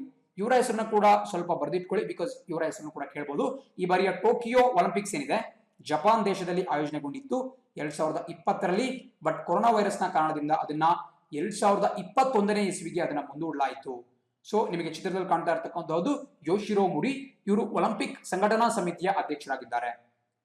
ಸೊ ಇವ್ರು ಹೇಳ್ತಿರ್ತಕ್ಕಂಥ ವಿಷಯ ಏನಪ್ಪಾ ಅಂತ ಹೇಳಿದ್ರೆ, 2021ರಲ್ಲೂ ಕೂಡ ಒಲಿಂಪಿಕ್ಸ್ ಟೈಮಲ್ಲಿ ಕೊರೋನಾ ಹದ್ದುಬಸ್ತಿಗೆ ಬರಲಿಲ್ಲ ಅಂತ ಹೇಳಿದ್ರೆ, ಅದಕ್ಕೆ ಯಾವುದೇ ವ್ಯಾಕ್ಸಿನೇಷನ್ ಕಂಡಿರಲಿಲ್ಲ ಅಂತ ಹೇಳಿದ್ರೆ ಇಡೀ ಒಲಿಂಪಿಕ್ ಕೂಟವನ್ನೇ ನಾವು ರದ್ದು ಮಾಡಬಹುದು ಅಂತ ಕೂಡ ಹೇಳಿದ್ದಾರೆ. ಬಿಕಾಸ್ ಈ ಒಂದು ವೈರಾಣುವಿನಿಂದ ಹರಡುವಂತಹ ಏನು ರೋಗಗಳಿದ್ದಾವೆ ಅವುಗಳು ಯಾವಾಗ ಪೂರ್ಣ ಪ್ರಮಾಣದಲ್ಲಿ ನಿರ್ಮೂಲನೆ ಆಗ್ತಾವಪ್ಪ ಅಂತ ಹೇಳಿದ್ರೆ ಅವಕ್ಕೆ ಒಂದು ತಕ್ಕವಾದಂತಹ ವ್ಯಾಕ್ಸಿನೇಷನ್ ಅಥವಾ ಚುಚ್ಚುಮದ್ದನ್ನ ಕಂಡುಹಿಡಿದಾಗ ಮಾತ್ರ. ಬಟ್ ಇನ್ನೂ ಕೂಡ ಯಾರು ಕೂಡ ವ್ಯಾಕ್ಸಿನೇಷನ್ ಕಂಡುಹಿಡಿಯಕ್ಕಾಗಿಲ್ಲ. ವ್ಯಾಕ್ಸಿನೇಷನ್ ಕಂಡುಹಿಡಿಯುವವರೆಗೂ ಕೂಡ ಕೊರೋನಾ ವೈರಸ್ ನ ರಿಸ್ಕ್ ಇದ್ದೇ ಇರುತ್ತೆ. ಸೊ ಒಲಿಂಪಿಕ್ಸ್ ಅಂತ ಒಂದು ಬಹುದೊಡ್ಡ ಕ್ರೀಡಾಕೂಟವನ್ನ ಆಯೋಜನೆ ಮಾಡೋದು ಕಷ್ಟ ಆಗುತ್ತೆ. ಸೊ ಇವ್ರು ಹೇಳ್ತಿದ್ದಾರೆ, ಯೋಶಿರೋ ಮೋರಿ ಅವರು ಹೇಳ್ತಿದ್ದಾರೆ, 2021ರ ಒಳಗಾಗಿ ಇದು ಸಂಪೂರ್ಣವಾಗಿ ಕಂಟ್ರೋಲ್ಗೆ ಬರಲಿಲ್ಲ ಅಂತ ಹೇಳಿದ್ರೆ ಇಡೀ ಒಲಿಂಪಿಕ್ ಕ್ರೀಡಾಕೂಟವನ್ನೇ ನಾವು ರದ್ದುಗೊಳಿಸಬೇಕಾಗುತ್ತೆ ಅಂತ ಕೂಡ ಹೇಳಿದ್ದಾರೆ. ಸೊ ಇದ್ರ ಬಗ್ಗೆ ನಾವು ನೆನಪಿಟ್ಕೋಬೇಕಾಗುತ್ತೆ. ಜೊತೆಗೆ 2024 ಇದಾದ್ಮೇಲೆ ಬರುವಂತಹ ಒಲಿಂಪಿಕ್ಸ್ ಫ್ರಾನ್ಸ್ ದೇಶದ ರಾಜಧಾನಿ ಪ್ಯಾರಿಸ್ ನಲ್ಲಿ ನಡೆಯುತ್ತೆ. ಬಟ್ ಮುಂದಿನ ಬಾರಿ ಜಪಾನ್ ದೇಶದ ಟೋಕಿಯೋದಲ್ಲಿ ನಡಿಬೇಕಾಗಿತ್ತು. ಇನ್ನೂ ಕೂಡ ಗೊತ್ತಿಲ್ಲ ಅದೇನಾಗುತ್ತೆ ಅಂತ ಹೇಳಿ. ಸೊ ಈ ಒಂದು ಸುದ್ದಿ ನೋಡ್ತಾ ಇದ್ದೀರಾ, ಒಂದು ಕ್ರೀಡಾ ಸುದ್ದಿ ಇದು. Arun Kumar to coach USA men's team. ಇದು ಒಂದು ಚೇತೋಹಾರಿಯಾದಂತಹ ಸುದ್ದಿ. ಬಿಕಾಸ್ ನಿಮಗೆ ಚಿತ್ರದಲ್ಲಿ ಕಾಣ್ತಾ ಇರತಕ್ಕಂತಹ ವ್ಯಕ್ತಿ ಕರ್ನಾಟಕದ ಒಬ್ಬ ಖ್ಯಾತ ಮಾಜಿ ಕ್ರಿಕೆಟಿಗ. ಇವರು ಕರ್ನಾಟಕ ಕ್ರಿಕೆಟ್ ತಂಡದ ಕ್ಯಾಪ್ಟನ್ ಕೂಡ ಆಗಿದ್ರು. ಜೊತೆಗೆ ಇವರು ಕೋಚ್ ಆಗಿ ಕೂಡ ಕಾರ್ಯನಿರ್ವಹಣೆ ಮಾಡ್ತಾ ಇದ್ರು. ಅರುಣ್ ಕುಮಾರ್ ಅನ್ನೋದು ಇವರ ಹೆಸರು. ಇವರ ಹೆಸರನ್ನ ದಯವಿಟ್ಟು ನೋಟ್ ಡೌನ್ ಮಾಡ್ಕೋಬೇಕಾಗುತ್ತೆ. ಬಿಕಾಸ್ ಇವರು ಅಮೆರಿಕ ಕ್ರಿಕೆಟ್ ತಂಡ ಏನಿದೆ, ಅಮೆರಿಕ ಪುರುಷರ ಕ್ರಿಕೆಟ್ ತಂಡ, ಅಮೆರಿಕಾಸ್ ಏನು ನ್ಯಾಷನಲ್ ಕ್ರಿಕೆಟ್ ಟೀಮ್ ಇದೆ, ಅದಕ್ಕೆ ಕೋಚ್ ಆಗಿ ತರಬೇತುದಾರರಾಗಿ ಆಯ್ಕೆಯಾಗಿದ್ದಾರೆ. ಇವರಿಗೆ ನಾವೆಲ್ಲರೂ ಕೂಡ ಅಭಿನಂದನೆ ಸಲ್ಲಿಸಬೇಕು. ಬಿಕಾಸ್ ಇವರು ಇಷ್ಟೇನವರೆಗೂ ಕೂಡ ಒಂದು ಎಲೆಮರಿಯ ಕಾಯಿ ಆಗಿದ್ರು, ಅಷ್ಟೊಂದು ಇವರು ಗುರುತಿಸಿಕೊಂಡಿರಲಿಲ್ಲ. ಬಟ್ ಇವರ ಒಂದು ಪ್ರತಿಭೆಯನ್ನ ಗಮನಿಸ್ಬಿಟ್ಟು ಅಮೆರಿಕದ ಕ್ರಿಕೆಟ್ ಆಡಳಿತ ಸಂಸ್ಥೆ ಅಮೆರಿಕ ಪುರುಷರ ಕ್ರಿಕೆಟ್ ತಂಡಕ್ಕೆ ಮುಖ್ಯ ತರಬೇತುದಾರನಾಗಿ ಇವ್ರನ್ನ ಆಯ್ಕೆ ಮಾಡ್ಕೊಂಡಿದೆ.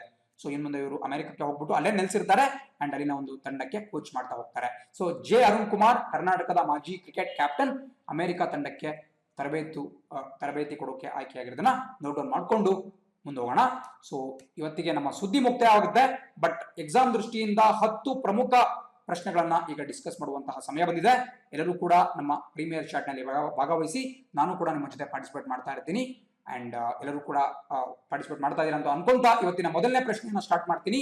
ಪ್ರಶ್ನೆ ಹೇಳುತ್ತೆ, CPT ಚಿಕಿತ್ಸೆಯನ್ನ ಯಶಸ್ವಿಯಾಗಿ ಪ್ರಾರಂಭಿಸಿದ ಭಾರತದ ಮೊದಲ ಆಸ್ಪತ್ರೆ ಯಾವುದು? ಸೊ ಬಹಳ ಜನಕ್ಕೆ ಇಲ್ಲಿ CPT ಅಂದ್ರೆ ಕನ್ಫ್ಯೂಸ್ ಆಗ್ತಾ ಇರುತ್ತೆ. ಸೊ ನಾನು ಕೇವಲ ಪ್ಲಾಸ್ಮಾ ಥೆರಪಿ ಅಂತ ಹೇಳಿದ್ರೆ ಎಲ್ಲರಿಗೂ ಅರ್ಥ ಆಗ್ತಿತ್ತು. ಬಿಕಾಸ್ ನನ್ನ ಹಿಂದಿನ ವಿಡಿಯೋ ನೋಡಿದವರಿಗೆ ನಾನು ಪ್ಲಾಸ್ಮಾ ಥೆರಪಿ ಬಗ್ಗೆ ಸಂಪೂರ್ಣವಾದಂತಹ ಡೀಟೇಲ್ಸ್ ಅನ್ನ ಹೇಳಿದ್ದೇನೆ.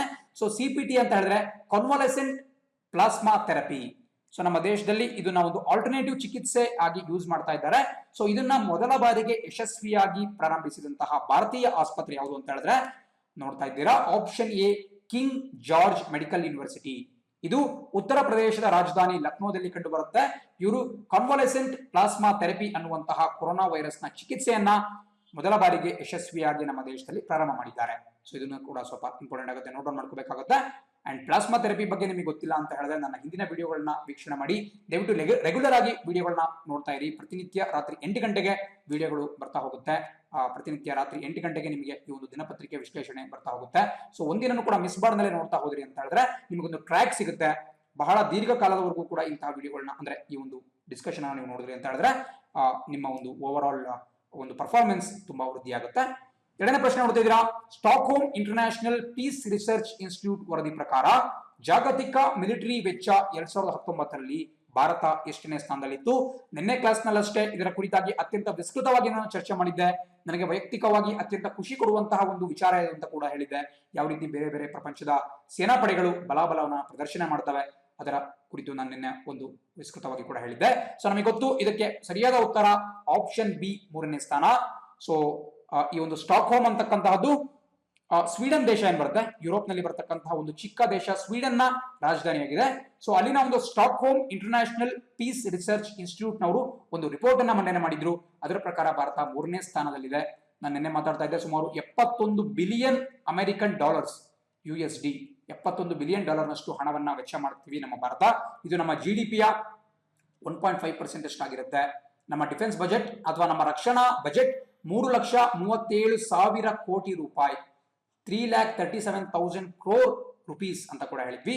ನಮಗೆ ಗೊತ್ತಿರೋ ಪ್ರಕಾರ ಅಮೆರಿಕ ಮೊದಲನೇ ಸ್ಥಾನದಲ್ಲಿದ್ರೆ ಚೀನಾ ದೇಶ 2ನೇ ಸ್ಥಾನದಲ್ಲಿ ಬರುತ್ತೆ, 3ನೇ ಸ್ಥಾನದಲ್ಲಿ ನಮ್ಮ ಭಾರತ ಬರುತ್ತೆ. ಬಹಳ ಇಂಪಾರ್ಟೆಂಟ್ ಎಕ್ಸಾಮ್ ದೃಷ್ಟಿಯಿಂದ 4 ಮತ್ತು 5ನೇ ಸ್ಥಾನದಲ್ಲಿ ರಷ್ಯಾ ಮತ್ತು ಸೌದಿ ಅರೇಬಿಯಾಗಳು ಕ್ರಮವಾಗಿ ಕಂಡು ಬರ್ತವೆ. ಸೊ ಕೆಳಗಡೆ ನೋಡ್ತಾ ಇದ್ದೀರಾ, ಸ್ಟಾಕ್ ಹೋಮ್ ಅಲ್ಲಿನ ಒಂದು ಸಂಸ್ಥೆ, ಜೊತೆಗೆ ಅಲ್ಲಿನ ಪ್ರಧಾನ ಕಚೇರಿ ಎಲ್ಲಿ ಕಂಡು ಬರುತ್ತಪ್ಪ, ಈ ಒಂದು SIPR ಇದು ಅಂತ ಹೇಳಿದ್ರೆ ಸ್ವೀಡನ್ ದೇಶದ ರಾಜಧಾನಿ ಸ್ಟಾಕ್ ಹೋಮ್ ಅಲ್ಲಿ ಕಂಡು ಬರುತ್ತೆ. ಅದರ ಅಧ್ಯಕ್ಷರು ಜಾನ್ ಎಲಿಯಾಸನ್ ಅಂತಕ್ಕಂಥವ್ರು. ಸೊ ಇಷ್ಟು ಡೀಟೇಲ್ಸ್ ನೋಟ್ ಡೌನ್ ಮಾಡ್ಕೊಳ್ತಾ ಮುಂದಿನ ಪ್ರಶ್ನೆ ಅಂತ ಗಮನ ಹರಿಸ್ತಾ ಹೋಗೋಣ. ಎಲ್ಲರೂ ಕೂಡ ಕಮೆಂಟ್ ನಲ್ಲಿ ಆನ್ಸರ್ ಮಾಡ್ತಾ ಹೋಗಿ ಈ ಒಂದು ಚಾಟ್ ನಲ್ಲಿ. 3ನೇ ಪ್ರಶ್ನೆ ಹೇಳುತ್ತೆ, ಬಯೋಫಾರ್ಮಾದ ವಿಶ್ವದ ಅಗ್ರ 20 ನಾಯಕರಲ್ಲಿ ಯಾರನ್ನ ಮೆಡಿಸಿನ್ ಮೇಕರ್ ಪವರ್ ಲಿಸ್ಟ್ 2020 ಎಂದು ಹೆಸರಿಸಿದೆ? ನೋಡಿ, ನಿನ್ನೆ ಕೂಡ ಇದ್ರ ಬಗ್ಗೆ ನಾನು ಸಾಕಷ್ಟು ಮಾತಾಡಿದ್ದೆ. ನಿನ್ನೆಯ ಒಂದು ಸುದ್ದಿ ಇದು. ಯಾವ ರೀತಿ ನಮ್ಮ ಬೆಂಗಳೂರಿನಲ್ಲಿ ತಮ್ಮ ಅಂತಾರಾಷ್ಟ್ರೀಯ ಕಂಪನಿಯನ್ನು ಹೊಂದಿರತಕ್ಕಂತಹ ಒಬ್ಬ ಪ್ರಭಾವಿ ಮಹಿಳಾ ಉದ್ಯಮಿಯಾಗಿರ್ತಕ್ಕಂತಹ ಕಿರಣ್ ಮಜುಮ್ದಾರ್ ಶಾ ಅವರು ಈ ವಿಶ್ವದ 20 ಅಗ್ರ ನಾಯಕರ ಒಂದು ಪಟ್ಟಿ ಏನಿದೆ, ಏನು ಮೆಡಿಸಿನ್ ಮೇಕರ್ ಪವರ್ ಲಿಸ್ಟ್ ಅಂತ ಏನೋ ಒಂದು ಪಟ್ಟಿಯನ್ನ ಬಿಡುಗಡೆ ಮಾಡಲಾಗಿತ್ತು. ಆ ಪಟ್ಟಿಯಲ್ಲಿ ಯಾವ ರೀತಿ ನಮ್ಮ ಕಿರಣ್ ಮಜುಮ್ದಾರ್ ಶಾ ಅವರಿದ್ದಾರೆ ಅಂತ ಮಾತಾಡಿದ್ವಿ. ಸೊ ಸರಿಯಾದ ಉತ್ತರ ಆಪ್ಷನ್ ಡಿ, ಕಿರಣ್ ಮಜುಮ್ದಾರ್ ಶಾ ಆಗುತ್ತೆ. ಅಂಡ್ ನೋಡ್ತಾ ಇದ್ದೀರಾ, ಇವರು ಬಯೋಕಾನ್ ಅಂತಕ್ಕಂತಹ ಒಂದು ಸಂಸ್ಥೆಯ ಮುಖ್ಯಸ್ಥರಾಗಿದ್ದಾರೆ. ಅದರ ಒಬ್ಬ ಸಂಸ್ಥಾಪಕರು ಇವರು. ಇದರ ಕೇಂದ್ರ ಕಚೇರಿ ನಮ್ಮ ಕರ್ನಾಟಕದ ಬೆಂಗಳೂರಿನಲ್ಲಿ ಕಂಡು ಬರುತ್ತೆ. ಸೊ ನೋಡಿದಿರಾ, ಅವರು ಕೊಟ್ಟಿರತಕ್ಕಂತಹ ಈ ಒಂದು ಫಾರ್ಮಾಸ್ಯೂಟಿಕಲ್ ಇಂಡಸ್ಟ್ರಿ ಅಥವಾ ಈ ಒಂದು ಔಷಧೀಯ ಜಗತ್ತಿಗೆ ಅವರು ಕೊಟ್ಟಿರುವಂತಹ ಕೊಡುಗೆಯನ್ನ ಪರಿಗಣಿಸ್ಬಿಟ್ಟು ಅವ್ರನ್ನ ಈ ಅಗ್ರ 20ರ ಒಂದು ಪಟ್ಟಿಯಲ್ಲಿ ಕಿರಣ್ ಮಜುಮ್ದಾರ್ ಶಾ ಅವರ ಹೆಸರನ್ನ ಇನ್ಕ್ಲೂಡ್ ಮಾಡ್ಕೊಳ್ಳಲಾಗಿದೆ. ಸೊ ದಯವಿಟ್ಟು ನೀವು ನೋಟ್ ಡೌನ್ ಮಾಡ್ಕೊಳ್ಳೇಬೇಕಾಗುತ್ತೆ. 4ನೇ ಪ್ರಶ್ನೆ ನೋಡ್ತಾ ಇದ್ದೀರಾ, ಕೋವಿಡ್-19 ಕಾರಣದಿಂದಾಗಿ 2020ರಲ್ಲಿ APEC ಡ್ಯಾಶ್ ರಷ್ಟು ಆರ್ಥಿಕ ಸಂಕೋಚನವನ್ನ ದಾಖಲಿಸಲಿದೆ ಅಂತ ವರದಿಯಾಗಿದೆ. ನೋಡಿ, ಇದು ಬಹಳ ಇಂಪಾರ್ಟೆಂಟ್. ಇದಕ್ಕೆ ಸರಿಯಾದ ಉತ್ತರ ನೋಡ್ತಾ ಇದ್ದೀರಾ, ಆಪ್ಷನ್ ಬಿ 2.7%. ಸೊ ಅಲ್ಲಿ ನಿಮಗೆ APEC ಅಂತ ಕಾಣ್ತಾ ಇತ್ತು. APECಯ ಒಂದು ವಿಸ್ತೃತ ರೂಪ ಏನಪ್ಪಾ ಅಂತ ಹೇಳಿದ್ರೆ Asia Pacific Economic Cooperation. Asia Pacific Economic Cooperation ಅಂತಕ್ಕಂತಹದ್ದು ಈ APECಯ ಒಂದು ವಿಸ್ತೃತ ರೂಪ. ಸೊ ಇದು ನಿಮಗೆ ಕ್ವೀನ್ಸ್ ಟೌನ್, ಸಿಂಗಾಪುರ ದೇಶದ ಕ್ವೀನ್ಸ್ ಟೌನ್ ನಲ್ಲಿ ಕಂಡು ಬರುತ್ತೆ. ಇದರ ಮುಖ್ಯಸ್ಥ ಯಾರಪ್ಪ ಅಂತ ಹೇಳಿದ್ರೆ ರೆಬೆಕ್ಕಾ ಫಾತಿಮಾ ಅಂತಕ್ಕಂಥವರು ಪ್ರಸಕ್ತವಾಗಿ ಇದರ ಮುಖ್ಯಸ್ಥರಾಗಿದ್ದಾರೆ. ಸೊ ಇವರು ಒಂದು ವರದಿಯನ್ನ ಮಂಡನೆ ಮಾಡಿದ್ರು. ಆ ವರದಿಯ ಪ್ರಕಾರ ಏನು ಎಷ್ಟು ಆರ್ಥಿಕ ಸಂಕೋಚನ ಉಂಟಾಗುತ್ತೆ ಈ ಒಂದು APEC ವಲಯದಲ್ಲಿ, ಏಷ್ಯಾ ಪೆಸಿಫಿಕ್ ಇಲ್ಲಿ ನಮ್ಮ ಒಂದು ಪ್ರದೇಶದಲ್ಲಿ ಅಂತ ಹೇಳಿದ್ರೆ 2.7%. ಆಪ್ಷನ್ ಬಿ 2.7% ಅಂತ ಅವರು ಒಂದು ರಿಪೋರ್ಟ್ ಅನ್ನ ಕೊಟ್ಟಿದ್ರು. ಸೊ ಹಾಗಾಗಿ ಇದು ಕೂಡ ಬಹಳ ಇಂಪಾರ್ಟೆಂಟ್ ಆಗುತ್ತೆ. ಅದನ್ನ ನೋಟ್ ಡೌನ್ ಮಾಡ್ಕೊಳ್ತಾ ಮುಂದೆ ಹೋಗ್ತಾ ಹೋಗೋಣ. ಸಂಕೋಚಿತ ಅಂದ್ರೆ ಕಡಿಮೆ ಆಗೋದು ಅಂತ ಹೇಳಿ, ಕಾಂಟ್ರಾಕ್ಟ್ ಆಗೋದು ಅಂತ ಇಂಗ್ಲಿಷ್ ಕರಿತೀವಿ. ಸೊ ಮುಂದಿನ ಪ್ರಶ್ನೆ ನೋಡ್ತಾ ಹೋಗೋಣ. ಡೋಪ್ ಪರೀಕ್ಷೆಯಲ್ಲಿ ವಿಫಲರಾದ ಕಾರಣ ಯಾರನ್ನ AIU 4 ವರ್ಷಗಳ ಕಾಲ ನಿಷೇಧಿಸಿದೆ? ನೋಡಿ, ಒಬ್ಬ ಭಾರತೀಯ ಮಹಿಳಾ ಅಥ್ಲೀಟ್ ಒಬ್ಬರನ್ನ ಇತ್ತೀಚೆಗಷ್ಟೇ 4 ವರ್ಷಗಳ ಕಾಲ ನಿಷೇಧ ಮಾಡಲಾಯಿತು. ಯಾಕಪ್ಪ ಅಂತ ಹೇಳಿದ್ರೆ ಅವರು ನಿಷೇಧಿತ ಉದ್ದೀಪನ ಮದ್ದು ಅಂದ್ರೆ ಡೋಪ್ ಅನ್ನ ಅವರು ತೆಗೆದುಕೊಂಡಿದ್ರು. ಈ ಒಂದು ಇದನ್ನ ತೆಗೆದುಕೊಂಡಂತಹ ಕಾರಣದಿಂದ ಜುಮಾ ಖಾಟೂನ್ ಅಂತಕ್ಕಂತಹ ಮಹಿಳಾ ಅಥ್ಲೀಟ್ ಅವರನ್ನ ಬ್ಯಾನ್ ಮಾಡಿದ್ದಾರೆ 4 ವರ್ಷಗಳ ಕಾಲ. ಇದು ದೇಶಕ್ಕೆ ಒಂದು ಶೇಮ್ ಅಂತಾನೆ ಸರಿ. ಇವರು ಗೊತ್ತಿದ್ದೋ ಅಥವಾ ಗೊತ್ತಿಲ್ಲದೇನೋ ಈ ಒಂದು ಮಾದಕ ವಸ್ತು ಅಂದ್ರೆ ಈ ಒಂದು ಉದ್ದೀಪನ ಮದ್ದನ್ನ ತಗೊಂಡಿದ್ದಾರೆ. ಸೊ ಇದನ್ನ ನಾವು ಏನು ನಮ್ಮ ಸಾಮರ್ಥ್ಯವನ್ನ ವೃದ್ಧಿಸಿಕೊಳ್ಳೋದಕ್ಕೋಸ್ಕರ ಹಲವಾರು ಜನ ಕ್ರೀಡಾಪಟುಗಳು ಇದನ್ನ ಮೋಸದ ರೀತಿಯಲ್ಲಿ ಇದನ್ನ ತೆಗೆದುಕೊಳ್ತಾರೆ. ಇದನ್ನ ನಮ್ಮ ವಾಡಾ ಏನಿದೆ, ವರ್ಲ್ಡ್ ಆಂಟಿ ಡೋಪಿಂಗ್ ಏಜೆನ್ಸಿ ಅಂದ್ರೆ ವಿಶ್ವ ಉದ್ದೀಪನ ಮದ್ದು ವಿರೋಧಿ ಸಂಸ್ಥೆ ಏನಿದೆ, ಆ ಸಂಸ್ಥೆ ಅದನ್ನ ಪ್ರಬಲವಾಗಿ ವಿರೋಧಿಸುತ್ತೆ. ಯಾವುದೇ ವ್ಯಕ್ತಿ ಉದ್ದೀಪನ ಮದ್ದು ಅಥವಾ ಸ್ಟೀರಾಯ್ಡ್ಸ್ ಅಂತ ಕೂಡ ನಾವು ಕರಿತೀವಿ, ಅಂದ್ರೆ ಈ ಪರ್ಫಾರ್ಮೆನ್ಸ್ ಎನ್ಹಾನ್ಸ್ ಮಾಡುವಂತಹ ಒಂದು ರಾಸಾಯನಿಕ ವಸ್ತು, ಇದನ್ನ ತೆಗೆದುಕೊಂಡ್ರು ಅಂತ ಗೊತ್ತಾಯ್ತು ಅಂತ ಹೇಳಿದ್ರೆ ವಾಡಾ ಅವ್ರನ್ನ ಬ್ಯಾನ್ ಮಾಡುತ್ತೆ. ಸೊ ಭಾರತೀಯ ಜುಮಾ ಖಾತೂನ್ ಇವರೊಬ್ಬ 500 ಮೀಟರ್ ನಿಂದ 1500 ಮೀಟರ್ ಮಧ್ಯಮ ವೇಗದ ಅಂದ್ರೆ ಮಧ್ಯಮ ದೂರದ ಓಟಗಾರ್ತಿಯಾಗಿದ್ರು. ಸೊ ಇವರನ್ನ ಬ್ಯಾನ್ ಮಾಡಿದ್ದಾರೆ. ಸೊ ನೀವು ಬೇರೆ ಬೇರೆ ಅಥ್ಲೀಟ್ಸ್ ಗಳ ಹೆಸರು ಕೂಡ ನೋಡ್ತಾ ಇದ್ದೀರಾ. ಸೀಮಾ ಪೂನಿಯಾ ಅವರು ಯಾವ ಒಂದು ಕ್ರೀಡೆಗೆ ಸಂಬಂಧಿಸಿದ್ದಾರಪ್ಪ ಅಂತ ಹೇಳಿದ್ರೆ ಇವರು ಡಿಸ್ಕಸ್ ಥ್ರೋ, ಏನು ಮಹಿಳಾ ಡಿಸ್ಕಸ್ ಥ್ರೋಗೆ ಸಂಬಂಧಪಟ್ಟಂತ ಒಬ್ಬ ಆಟಗಾರ್ತಿಯಾಗಿದ್ದಾರೆ. ಸೀಮಾ ಪೂನಿಯಾ ಒಬ್ಬ ಚಾಂಪಿಯನ್ ಆಟಗಾರ್ತಿ. And option B Deepika Kumari ಅವರು ಒಬ್ಬ ಚಾಂಪಿಯನ್ ಆರ್ಚರ್. ಆರ್ಚರ್ ಅಂದ್ರೆ ಏನು? ಬಿಲ್ಲುಗಾರ್ತಿ. ಏನು ಒಲಿಂಪಿಕ್ಸ್ ನಲ್ಲಿ ಬಿಲ್ಲು ಬಾಣದ ಸ್ಪರ್ಧೆ ಬರುತ್ತೆ, ಅದರಲ್ಲಿ ಭಾರತವನ್ನ ರಿಪ್ರೆಸೆಂಟ್ ಮಾಡ್ತಾ ಇದ್ರು, ಜಾರ್ಖಂಡ್ ಮೂಲದವರು. ಅಂಡ್ ಕೆಳಗಡೆ ನೋಡ್ತಾ ಇದ್ದೀರಾ ದ್ಯುತಿ ಚಾಂದ್, ಇವ್ರ ಬಗ್ಗೆ ಕೂಡ ನಾನು ಹಿಂದಿನ ಕ್ಲಾಸ್ ನಲ್ಲಿ ಹೇಳಿದ್ದೀನಿ. ಇವರೊಬ್ಬ ವೇಗದ ಓಟಗಾರ್ತಿ, ಸ್ಪ್ರಿಂಟರ್ ಅಂತ ಕರಿತೀವಿ. 100 ಮೀಟರ್ ಮತ್ತು 200 ಮೀಟರ್ ನಲ್ಲಿ ಇವರು ಪಾರ್ಟಿಸಿಪೇಟ್ ಮಾಡ್ತಾರೆ, ಒಡಿಶಾ ರಾಜ್ಯದವರು. ಬಟ್ ಜುಮಾ ಖಟೂನ್ ಅವರು 500 ಮೀಟರ್ ನಿಂದ 1500 ಮೀಟರ್ ವೇಗದ ಒಂದು ಆಟಗಳಲ್ಲಿ ಓಡ್ತಾರೆ. ಅವರು ನಿನ್ನೆ ನಿಷೇಧಕ್ಕೆ ಒಳಪಟ್ಟಿದ್ದಾರೆ. ನಿಷೇಧ ಹೊರಡಿಸಿರೋದು ಯಾರಪ್ಪ ಅಂತ ಹೇಳಿದ್ರೆ ಅಥ್ಲೆಟಿಕ್ಸ್ ಇಂಟಿಗ್ರಿಟಿ ಯೂನಿಟ್.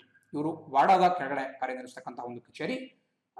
ಸೊ ವಾಡಾ ನೀವು ನೋಡ್ತಾ ಇದ್ದೀರಾ, ವರ್ಲ್ಡ್ ಆಂಟಿ ಡೋಪಿಂಗ್ ಏಜೆನ್ಸಿ. ಇದೆಲ್ಲಪ್ಪ ಕಂಡುಬರುತ್ತೆ ಅಂತ ಹೇಳಿದ್ರೆ ಕೆನಡಾ ದೇಶದ ಕ್ಯೂಬೆಕ್ ಅನ್ನುವ ರಾಜ್ಯದಲ್ಲಿ ಮಾಂಟ್ರಿಯಲ್ ಅನ್ನುವಂತಹ ಒಂದು ನಗರ ಬರುತ್ತೆ. ಆ ನಗರದಲ್ಲಿ ವಾಡಾದ ಕೇಂದ್ರ ಕಚೇರಿ ಕಂಡುಬರುತ್ತೆ. ಅಂಡ್ ಅದರ ಅಧ್ಯಕ್ಷರು ವಿಟೋಲ್ಡ್ ಬಂಕಾ ಅವರು.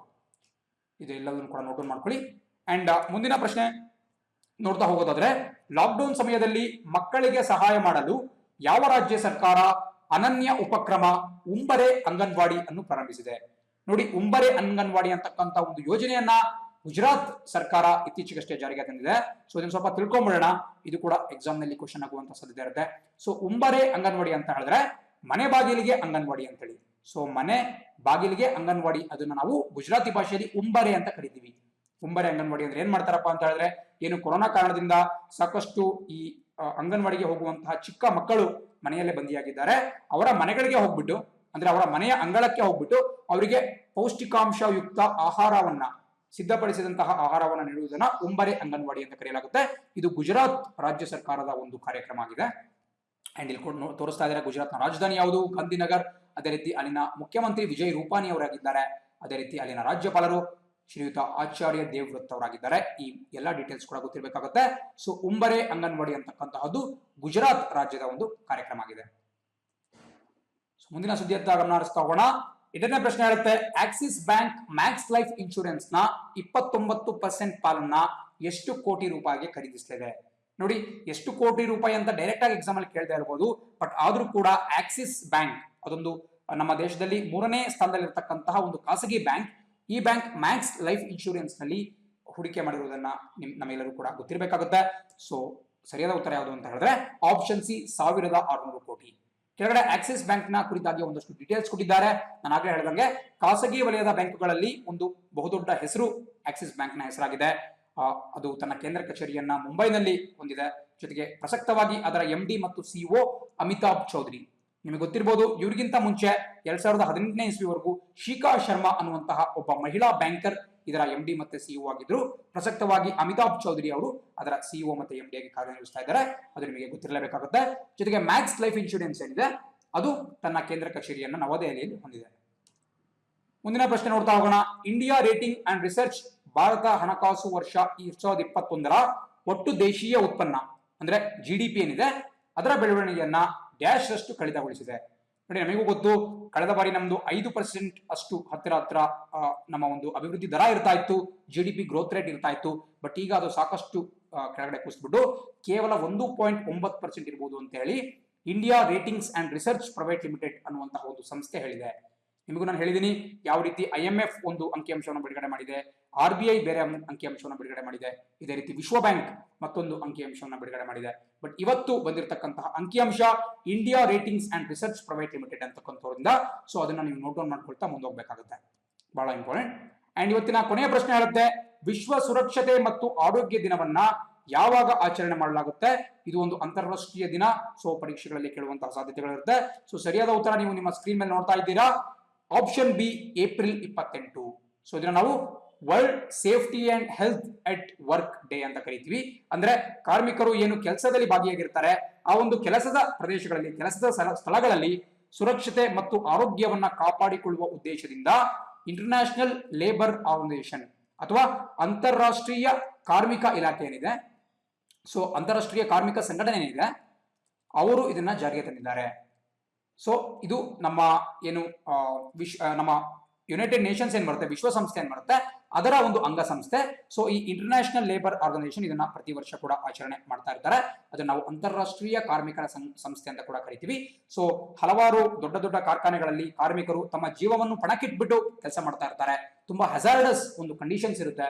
ಸೊ ಅಂತಹ ಸಂದರ್ಭದಲ್ಲಿ ಅವರ ಆರೋಗ್ಯ ಮತ್ತೆ ಸುರಕ್ಷತೆಯತ್ತ ಗಮನ ಕೊಡಬೇಕು ಅಂತ ನಮ್ಮ ಇಂಟರ್ನ್ಯಾಷನಲ್ ಲೇಬರ್ ಆರ್ಗನೈಸೇಷನ್ ಅವರು ಇದನ್ನು ಜಾರಿಗೆ ತಂದಿದ್ದಾರೆ.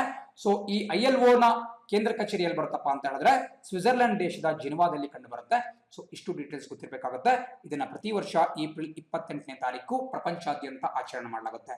ಸೊ ಇದರೊಂದಿಗೆ ಇವತ್ತಿನ ಕರೆಂಟ್ ಅಫೇರ್ಸ್ ಮುಕ್ತಾಯ ಆಗುತ್ತೆ. ನಾಳೆ ಇದೇ ಸಮಯಕ್ಕೆ ನಿಮ್ಮ ಜೊತೆ ನಾಳಿನ ದಿನಪತ್ರಿಕಾ ವಿಶ್ಲೇಷಣೆ ಜೊತೆಗೆ ಹಾಜರಾಗ್ತೀನಿ. ವಿಡಿಯೋವನ್ನು ವೀಕ್ಷಣೆ ಮಾಡಿದ್ದಕ್ಕೆ ಧನ್ಯವಾದಗಳು. ಇಷ್ಟ ಆಯಿತು ಅಂತ ಹೇಳಿದ್ರೆ ಲೈಕ್ ಮಾಡಿ, ಕಮೆಂಟ್ ಮಾಡಿ, ಶೇರ್ ಮಾಡಿ, ಮತ್ತೆ ಅಚೀವರ್ಸ್ ಅಕಾಡೆಮಿ ಚಾನಲ್ಗೆ ಸಬ್ಸ್ಕ್ರೈಬ್ ಮಾಡೋದನ್ನ ಮರಿಬೇಡಿ. Thanks for watching video. C on the flip side. Jai Hind.